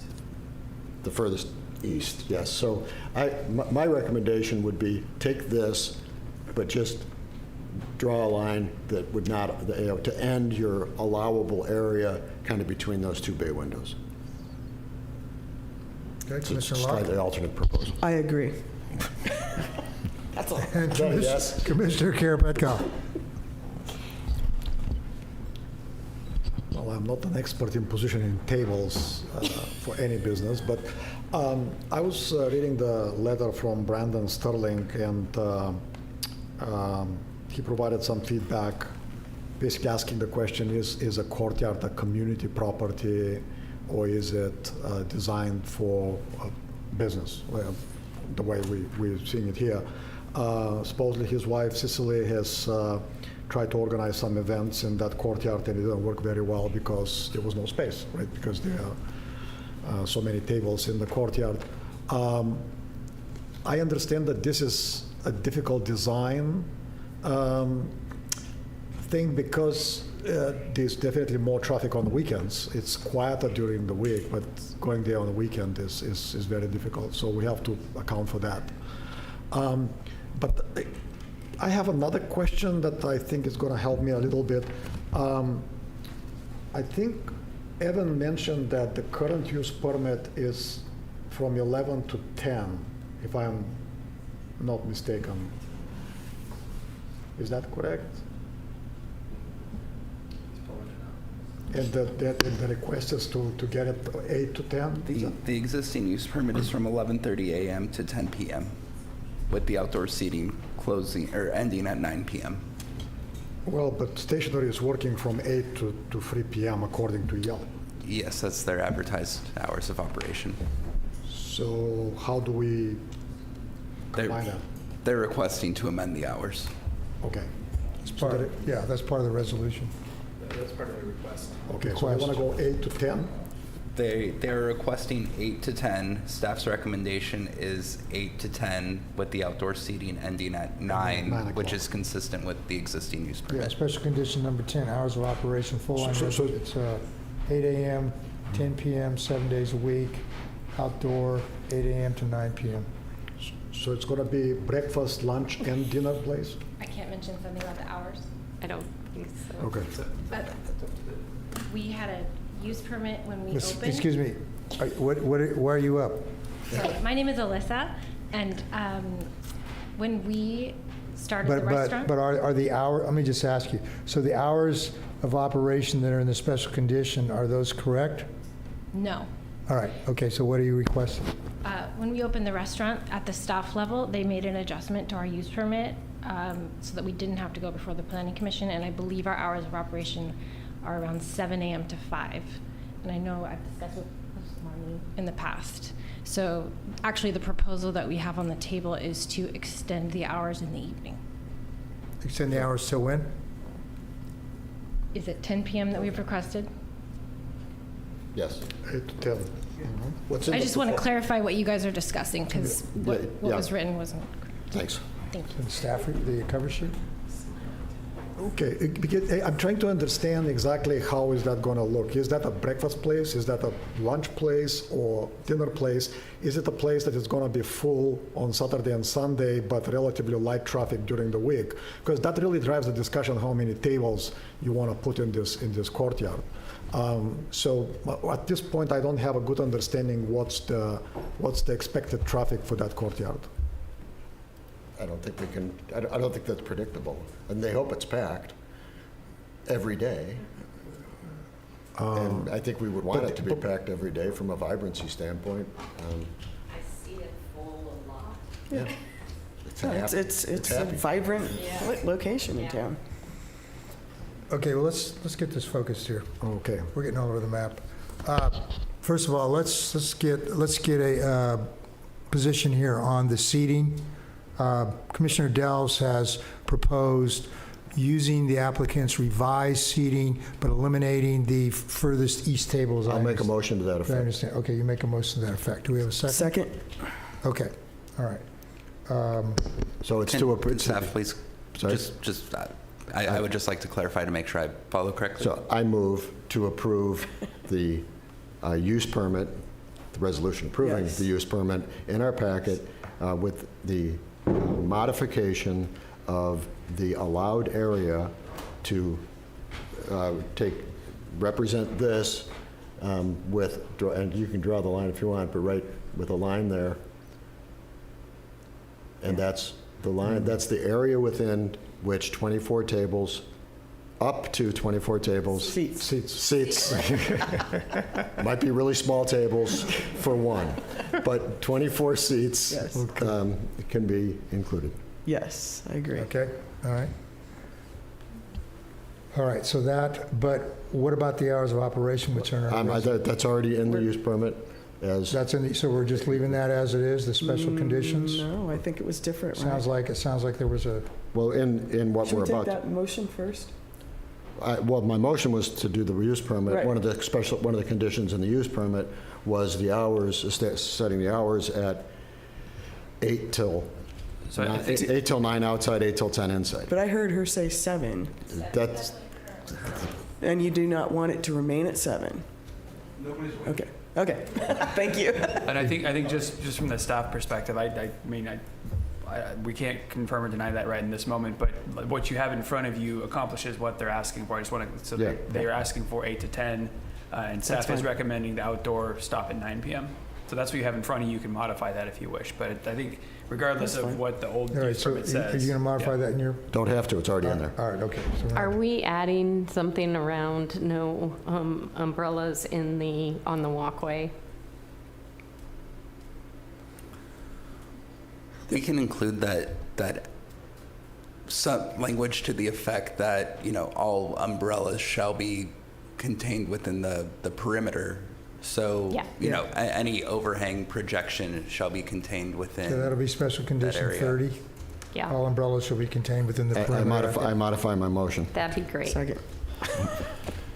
Okay, any further discussion? Yeah, we're ready to roll. Roll call, please. Commissioner Allen? Yes. Commissioner Delves? Yes. Commissioner Karapetkov? Yes. Commissioner Locke? Yes. Chair LePage? Yes, motion is carried. Thank you. Hey, can I make a comment? Sure. So we're experiencing a restaurateur love fest here tonight. And we have one more, and we already know you love each other. We have another item coming up. Well, let me expand on a comment. We understand this, well, I'm impressed the fact how supportive you are of each other, and that's great. But when we're reviewing this, we're just looking at the staff report and these, how we're going to it's called making findings, and that's what staff does. They make findings either to support or deny your application based on our ordinances and our guidelines. And so that's what we're looking at. And I know you have a wonderful family and great kids, and that's great, but we don't make our decisions based on that. But we do appreciate hearing support from all of you. Absolutely. So that's great too. But we're really trying to make a decision here based upon the findings, and so that's kind of what we're focusing on. Just to kind of give you a heads up on that. So, having said that, our next item is another use permit. This is use permit 23389, the Carmel Bistro Giovanni's, consideration of a amendment to expand seating for the existing Carmel Bistro Giovanni restaurant to allow a total of 30 outdoor seats, and it's located in the courtyard east side of San Carlos Street between 5th and 6th Avenue. Can we have a staff report, please? All right, I think we're all experts at these now, so I think the findings should go pretty quickly. This is a use permit to amend the outdoor seating only. There are no changes to the indoor seating proposed. The existing use permit, as well as the existing seating on site today, allows for 60 seats. The use permit allows for 16 outdoor seats, and there are currently 32 seats outdoor today. That was based on an inventory performed by staff. The applicant is proposing to maintain 30 seats on site. And then as conditioned, staff is recommending the 30 seats. So we do comply with this first standard. And then I've combined the analysis for 2 through 5. So the primary conflict with Carmel's Bistro Giovanni is the size of the seating area. Even taking this area out of consideration, the approximate area of the seating area is 355 square feet, which would exceed the 30% area of the courtyard. So with that, staff is recommending limiting the seating to the south side or the north side of the courtyard, lined up against the southern building wall, which basically just splits the courtyard in half. It's a 10-foot wide courtyard, so 5 feet from the southern building wall. That would comply with this requirement. In doing so, you can delineate the seating by having all the tables lined up against the wall between the front gates and this storage shed area. All the seating it would be located on private property with clear access through the courtyard to this tenant space in the back. Again, meeting all of the applicable standards. Again, the only conflict would be the actual size. The applicant is proposing to move the string lights as part of the application and install new light fixtures throughout. However, those light fixtures were not included in the application, but we do have a condition of approval to continue to work with staff and remove the string lights within 60 days and to submit a building permit application for the fixed installation of lights. Similarly, condition of approval number 28 requires the portable heaters be removed and install any additional permanent heaters if necessary. And that requirement is also within 60 days. And then we also have no proposed changes to the hours of operation, so the hours have been maintained. And with that, staff's recommending the Planning Commission adopt a resolution as described on the screen, and that concludes my presentation. Any questions for staff? Yeah, so this one, the 30%, do we have any discretion? The discretion would be how to interpret the square footage measurement, I suppose. So again, you'll recall with the last application, I described, I don't believe, or, staff has taken the position, it's not the square footage of each individual table, it's the full service area. You could say that, in my measurement, I took the full width of the courtyard because the service area also includes this walkway. You may have a server at this table and then they turn around and, take an order at this table. It's effectively the full service area. Another interpretation could be, I'll switch and use another fancy tool. Where is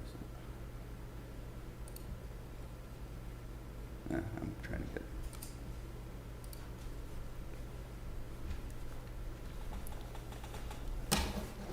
Sorry. I try to get fancy, now I'm having difficulties. And I'm asking.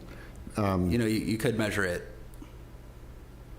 like that potentially, but again, that's not how we've historically done it, but it would be within your authority to make that interpretation. Just to share with my colleagues, the thought process here is this courtyard is, other than the framing shop at the end of the thing, it seems like it's self-contained. It's not bothering anybody else. This is how it's already functioning. They have room in their permitting for 30 tables, 30 seats. Thanks. And if there's a way to get to yes, I'd be supportive of getting to yes, on allowing 30 seats to be in there. I don't see a particular downside to it. Let's, Commissioner before we Dells- have our discussion, let's, Could I add let's just a get little this- piece just for clarification, because I was Yeah, looking at Evan's diagram.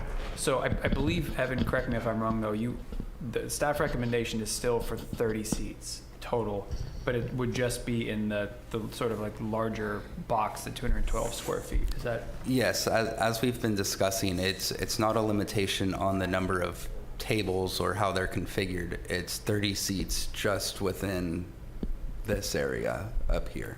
And however the business owner chooses to configure the tables to achieve the greatest number of seats possible, they can do so.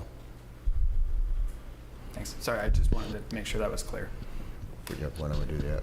Yes. okay, all right, let's, I got a different. okay, any more questions for staff? All right, would the applicant like to come forward and make their presentation? Hi, Farouk Sheikh, Carmel's Bistro, Giovanni. All we're asking for really is 14 additional seats that were put in during the height of the pandemic. With the cost of inflation, rampant inflation really, and insurance costs, etc., we need these extra seats to continue in business. Besides that, the guests have been spooked by the CDC with all the warnings, and rightly so. And so a lot of people want to sit outside. They need to sit outside. and they don't like coming inside. So this is why we're requesting these additional 14 seats. And it's a private patio. Okay. Thank you. All right, thank you. Any questions? The challenge here is just, it's actually just doing the math of the geometry. Do you go all the way back, or do you pretty much stop service at the shed? All the way back to where the frame shop is? No, but like, my question is, how far back does your service currently go? Does it stop right about where that shed is? Yeah, before the shed, yeah. So that perhaps we could draw the line at the shed and move more, and make the math work so that we can get to yes. Okay. All right, do you have comments? Please come up to the microphone. Thank you, commissioners and staff. I'm Jody Schaefer. I represent the family who own, my uncle and my father own the building. And I've done lots of work over the last 5 years as the property manager. In my recollection, all of the sizes are, they're 40 by 100. Is that correct? 40 feet by 100 feet size of the parcels. I'm sure of it. 40 by 100. And this courtyard is 8 feet wide and 100 feet back, so we have 800 square feet. And if we're talking about 30% just in that front, I'm sure, I consider that courtyard going all the way back, but 30% is the front where Farouk is asking for service. Does that help with the math a little bit? Because if you calculate all the way back to back, it's almost, it's not quite, I think it's at 80 feet back because there's still 20 feet for the frame shop, or 10 or 15 feet. But in addition, this courtyard serves the frame shop, which works from 8 till 2 or 3 in the afternoon, and restaurant service starts at 4 in the afternoon, and so there really is never any conflict between the two of them in terms of can people get frames in and out while they're serving dinner, because they aren't open to do that during those hours. Then there's we have 2 apartments in the back, 2 single apartments, 2 people that go back and forth. You may know Jeff Gillette. He's been one of our tenants forever. Was the tennis pro down at Mission Ranch forever. He loves that place and wants Farouk to have whatever he needs to be successful. My other tenant that's in there is also very supportive of having the outdoor seating. She loves it. She thinks it reminds her of Europe, where she wants to be.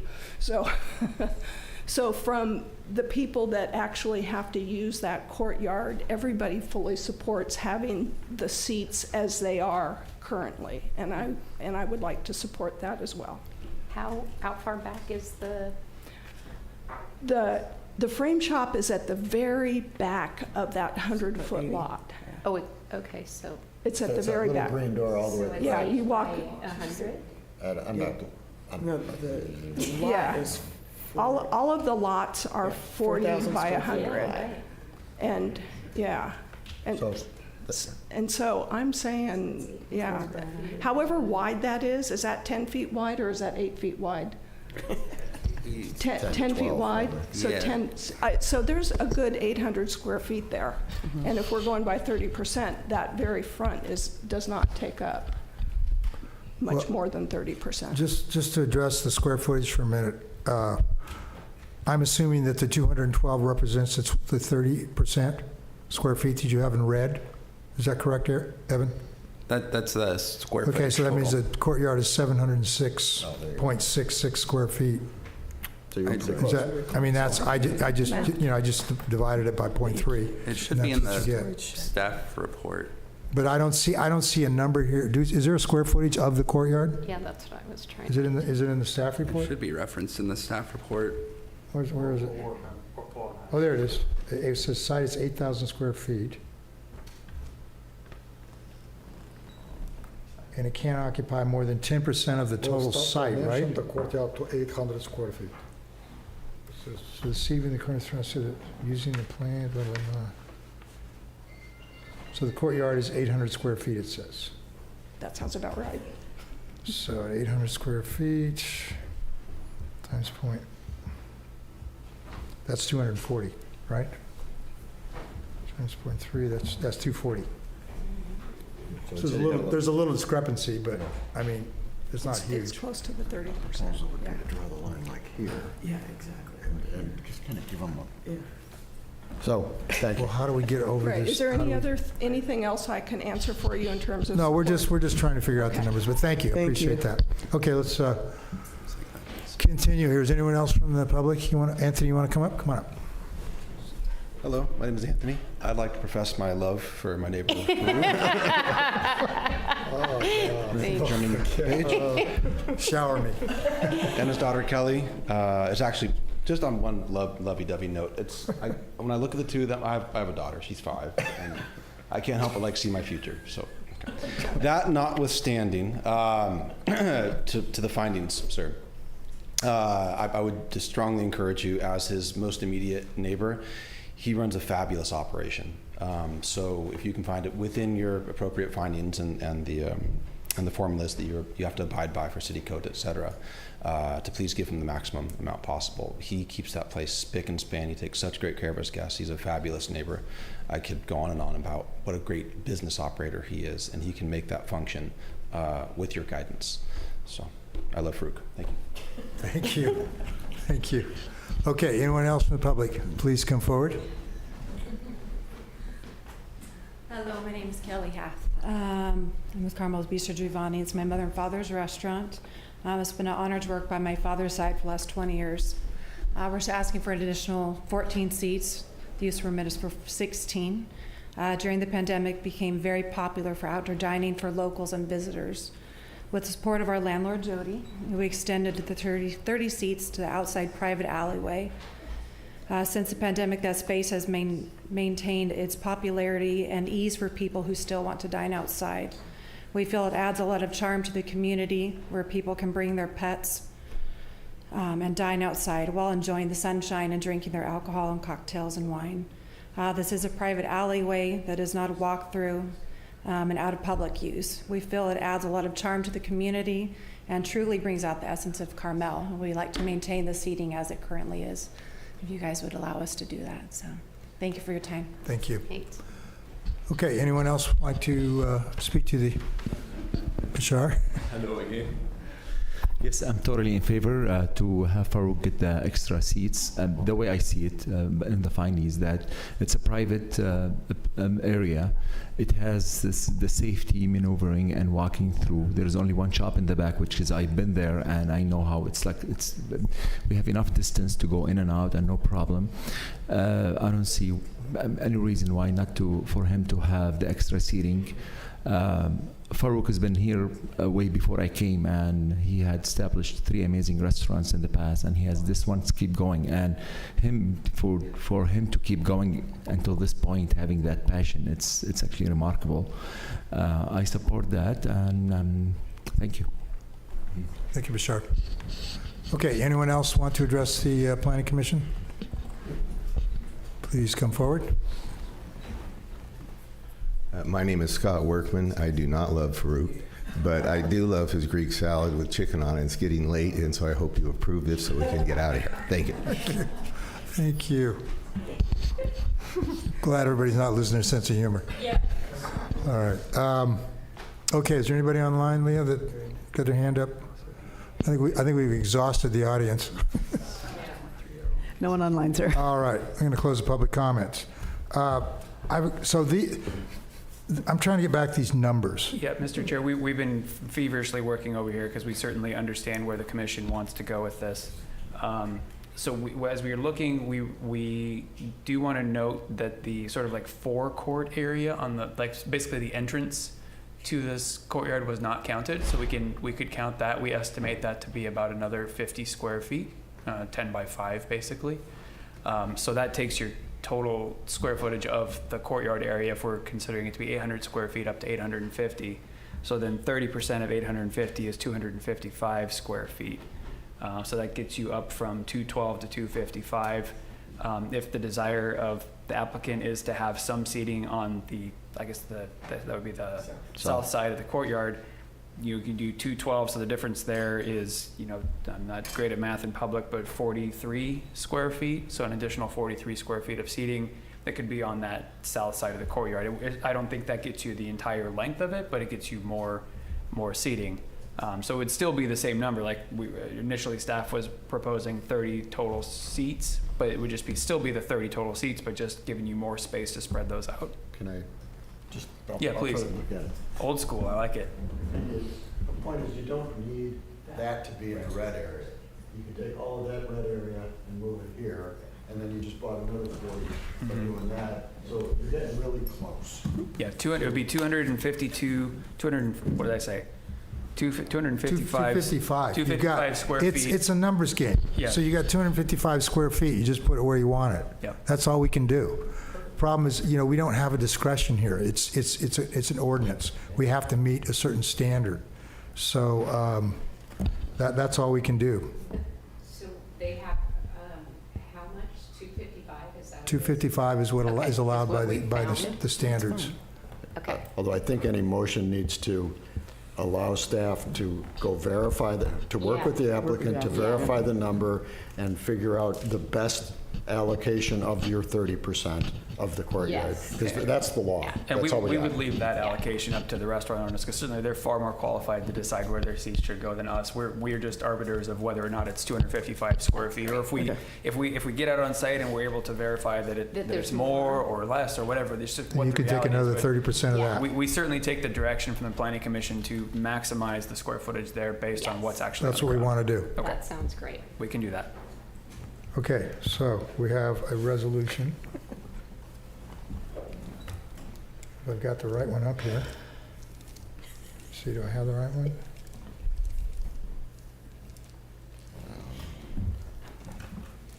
There it is. I'm looking for, what have I got up here? I don't think I have the right one.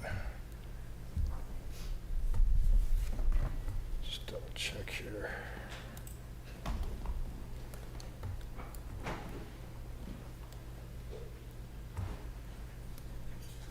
Okay, here we go. So we have some special conditions here, just exterior lighting. So we need to add where's the condition regarding the square footage? Hours seating. Is that specified in there? Outdoor seating location? So it's not a condition about the square footage. You'll recall it's if you look at attachment A, which is the very last page of the resolution, it was limiting the designated area. That's the, all right, so we would add a special condition that the applicant would work with staff to determine the exact 30%, and then the configuration would be worked on with staff and the applicant. Is that correct? And Does that we cover it? would then have a modified exhibit that would then live with, so we would replace the exhibit to show what the reality is on the ground. So everything else in here is good. It's just that reference to Exhibit A, Attachment A. And it sounds like the amended direction is to include the forecourt, so then the square footage number is up to 255. 255. Yeah. Or as otherwise verified. Yeah. Or maximize square footage. Yeah. Okay, I'll make that motion. I'll second that motion. Any more discussion? No. All right, roll call, please. Commissioner Allen? Yes. Commissioner Delves? Yes. Commissioner Karapetkov? Yes. Commissioner Locke? Yes. Chair LePage? Yes, motion is carried. Thank you. Okay, we want to go for the goal line? Oh, we got it. We're going to go for the goal line. All right. That brings us to the last item on the public hearings, another design study. It's DS 23216, the Workman Project. This is application for a remodel to an existing 944 square foot, one-story, single-family residence, and the addition of 96 square feet of space to the first floor and construction of 390 square foot second-story addition. Thank you, Mr. Chair. I'm going to hand this over to Evan. I apologize, it's late in the evening, but this is going to be a long presentation, so settle in. All right, so the subject site's a 4,000 square foot lot developed with a 1,278 square foot residence. The applicant is proposing a approximately 100 square foot addition to the ground floor, but more significantly, a 390 square foot second floor addition. Additional project components include some site coverage modifications. So I'm going to breeze through all of the issues. The project does comply with all of the associated development standards. However, as outlined in the staff report, staff did identify some potential privacy impacts. Staff is requesting the commission consider. So in respect to the neighboring residents, there are potentially some windows that overlook these two windows in the adjacent residence. Notably of concern are window B and window D, which are this one on the north elevation, as well as window D, also on the north elevation. So you can see they're approximately at the edge of the roof forms, both B and D, which are right here. So it's not a direct line of sight, but it is relatively close. Both buildings are approximately within 3 feet of the property line, so they are close. Window C is not of a concern, even though it is in line. It is a high frosted window. So we do have a condition of approval number 2, stating that staff recommends relocating the windows on the northern elevation to limit privacy impacts. Additional treatments could include opaque glass. And then an additional thing to consider, this hasn't been recommended as a condition or any additional direction, but staff is requesting the commission do consider this, is this building form along the north elevation and the relation to the adjacent property. We do have a design guideline that says avoid placing tall building walls near a property line when it will be adjacent to similar walls on neighboring sites. Preserve open space and access to light between properties, and avoid the appearance of a narrow corridor or tunnel between buildings as seen from the street. So in elevation, it does appear to have this tunnel effect. However, one thing for the commission to consider is this is a cross-gabled feature, whereas the subject property, the gable does face the street. And then we do have concept design study number 5. That does address solar access and maintaining a reasonable amount of solar access for neighboring sites. And then solar access is further defined in the zoning code that states that design should preserve the rights to reasonable solar access on neighboring parcels. Excessively tall buildings, particularly those near a northern property line, which would block the free passage of sun onto neighboring solar collectors or south-facing windows on neighboring sites, should be avoided. So staff has not received any correspondence from the neighbor on this project. This is just something that the staff is bringing to the commission's attention for consideration and discussion if needed. And with that, staff recommends adoption of a resolution accepting a concept design study as described on the screen, and that concludes my presentation. Happy to answer any questions. Questions for staff? Anyone? No. No questions. Okay. Thank you, Evan. Eric, would you like to come forward and talk to us about this? Yeah, thank you for hearing this tonight.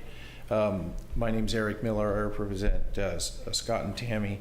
When they first came to me, they wanted to add that bedroom, and we talked along about that, making sure that we protected both trees. They were very concerned with the big oak in the front and the big oak in the back. So we decided to put the bedroom on the second floor, and the arbor that the 2 oaks create over that one-story building really wouldn't allow us to put it on the south side because the trees are just amazing. So really the only place left was the north side. So putting the bedroom there, really the windows are symmetrical about the bed, and to make an odd symmetry in the bedroom would make that sort of a weird room. So really we're talking about putting shutters on those windows. I think Scott and Tammy want privacy just like the neighbor does. I know they've been in contact with the neighbor. I know the neighbor's doing a remodel. So we really haven't had any pushback from them at all. Also, the roof on that house is higher than the roof on our house or on their house. So you could put solar up there and there'd be no interference at all. So, we feel like the windows, it would be best if we could leave the windows where they are in the bedroom. And the other window is going to be frosted, the other one in the bathroom. So, it's just a matter of letting light into that bathroom. So we're hoping that the Plan Commission could approve it the way we've submitted it. Can I ask you a question? Sure. The frosted window is window So could you put that graphic back up? D. Evan? Yeah. It's the one where the water closet is. There's a water closet and there's sink. So the D. window D. C. So D is the water closet. Okay, so that's That the would be frosted one. Okay. C doesn't need to be frosted because it's very high. Right. Okay, so B and A are the two next to the bed area that you're Yes, talking about. and Okay. I think it would be kind of look odd to separate them or move them somewhere. So, any questions? Okay, thank you, Eric. Any other questions for Eric? No. All right, thank you. Okay, any members of the public like to come forward and address the Planning Commission? Are you the property owners? Come on. Restaurateurs?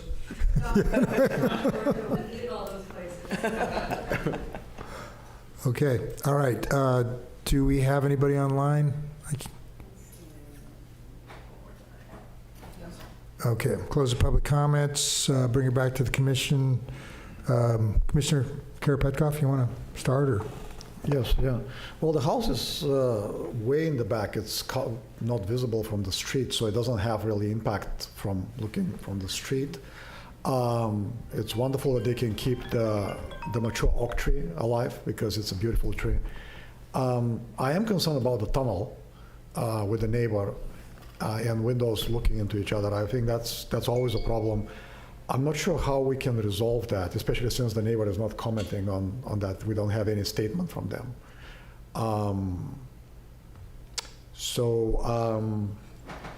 I don't have any objections to that project, but we need to make sure that the neighbor is fine. The neighbor to the north, right? The one who already has the tall house. We need to make sure that it's fine to have the two-story buildings next to each other. That's the only concern I have. Okay, Commissioner Dels? Yeah, I think I agree. This is, for your benefit, every time we go out and look at orange netting, we try to figure out who is it going to affect, which of your neighbors are going to be angry, and we can look at that with the orange netting, and you guys did a good job of that. The question here is, are we creating a tunnel effect between the two houses?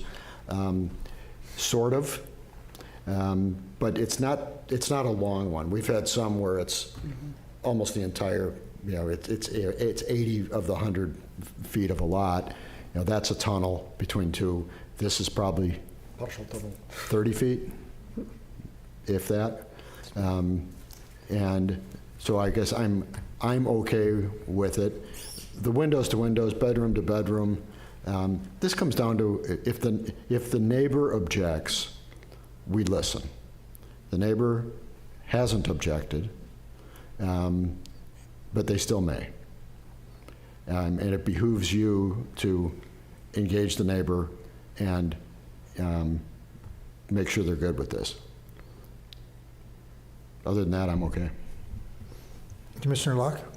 Yeah, I don't really have a lot more to add other than that I'm happy that gorgeous oak is being cared for. And we didn't really see the one in the back, but you can see it kind of over the top of it. It's equally as gorgeous. Okay.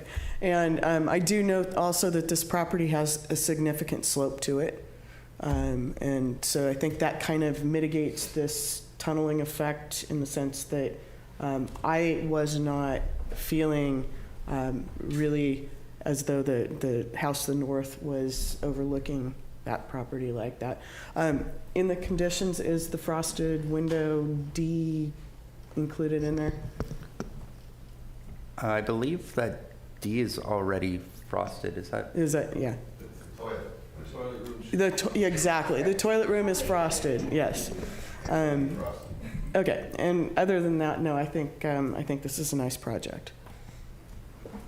Commissioner Allen? I agree with everything that has been said. What a beautiful piece of property. That was lovely. And I am really glad that they made the adjustment to ensure that the trees remained. So, yeah.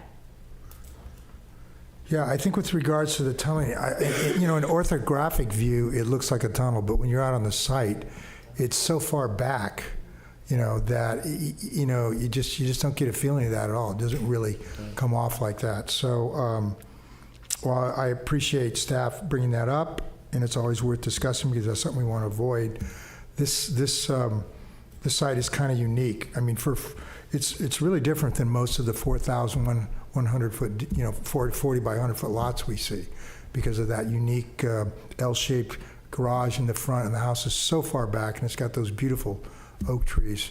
It's really kind of unique, and I think what Eric has done is really, preserve those trees, and really done it the right way. So, yeah, I'm fine with it. Obviously, if the neighbor has something to say, but it sounds like you've already talked to the neighbor. You said you've been in contact with them. So, I would be comfortable approving this resolution as presented, I think, by staff. Is there anything that Do we want to remove the privacy? Staff recommends relocating the windows. Yeah, I don't think that's big. I think we can Yeah, I think we remove that. Condition number 2. So other than that, I think it looks fine. I'll make that motion. Okay, make that motion. To approve the resolution provided by staff, removing concept condition of approval number 2. I can second that. Okay, we have a motion seconded. Any further discussion? Hearing none, roll call, please. Commissioner Allen? Yes. Commissioner Delves? Yes. Commissioner Karapetkov? Yes. Commissioner Locke? Yes. Chair LePage? Yes, thank you. Okay, that concludes the public hearings. Do we have director's report? Yes, sir. Let's see, where do I want to start? We are fast approaching, or I guess in the throes of budget season, which means next month you all will see the CIP, the capital improvement programs. Will be coming back to you again for consistency analysis with the general plan and CEQA. So stay tuned for that. I'm also excited to announce we have a new planner starting May 1st. We made an offer to someone, they've accepted, they've passed all the conditional requirements like background checks and things like that, and they will be joining us starting May 1st. So it'll be, we'll now have all of our permanent planners. We have a name? We do have a name, yep. The person will be here May 1st. You're not going to reveal it? Not until they're here. I'm not going to jinx it. I'm not going to jinx it, no. I'm after the last go-around where I had somebody that backed out on me after 2 months. This is a personal, being very superstitious about this. I'm keeping the name to myself. Appreciate your caution. Yeah, thank you. And then speaking of jobs. Get burned again. I don't want to, don't even say it. And then speaking of new jobs, I officially started my new job as the Assistant City Administrator on April 1st. Congratulations. Sad to say, though, that means that in the not too distant future, I will no longer be joining you all for these planning commission meetings. I know. I'll be here in spirit. You will be though. missed. And we can get emotional and mushy about that, because I'll definitely be at the next meeting at least, so we can do all that, because I don't want to cry. But just a couple of updates for you. So we are going to be recruiting for a new director. We met today with a professional recruiting firm who will be doing the same level of national recruitment we did when I came here 3 years ago. So that process started today. We have them under contract, and we will be hopefully getting the announcement out within the next week. So we'll be looking for someone excellent to come and join our team. I can say, I'm very glad to say that I will remain heavily involved in the land use issues. Right now, the planning director reports to the city administrator. We are working to modify the reporting structure so that the planning director will then report to the assistant city administrator, which is me, actually. So I'll still be involved in land use. Obviously, you'll have a new director who will be doing all this, but I won't be gone completely out of land use, which is important to me, just because I really appreciate it so much. You're not leaving the city. That's great. Yeah, I'm definitely not leaving the city. I'm just going across the hallway. And then we may, in the short term, be looking to install an interim director, depending on my capacity and how quickly the recruitment for the full-time director goes. But we'll keep everyone posted on that.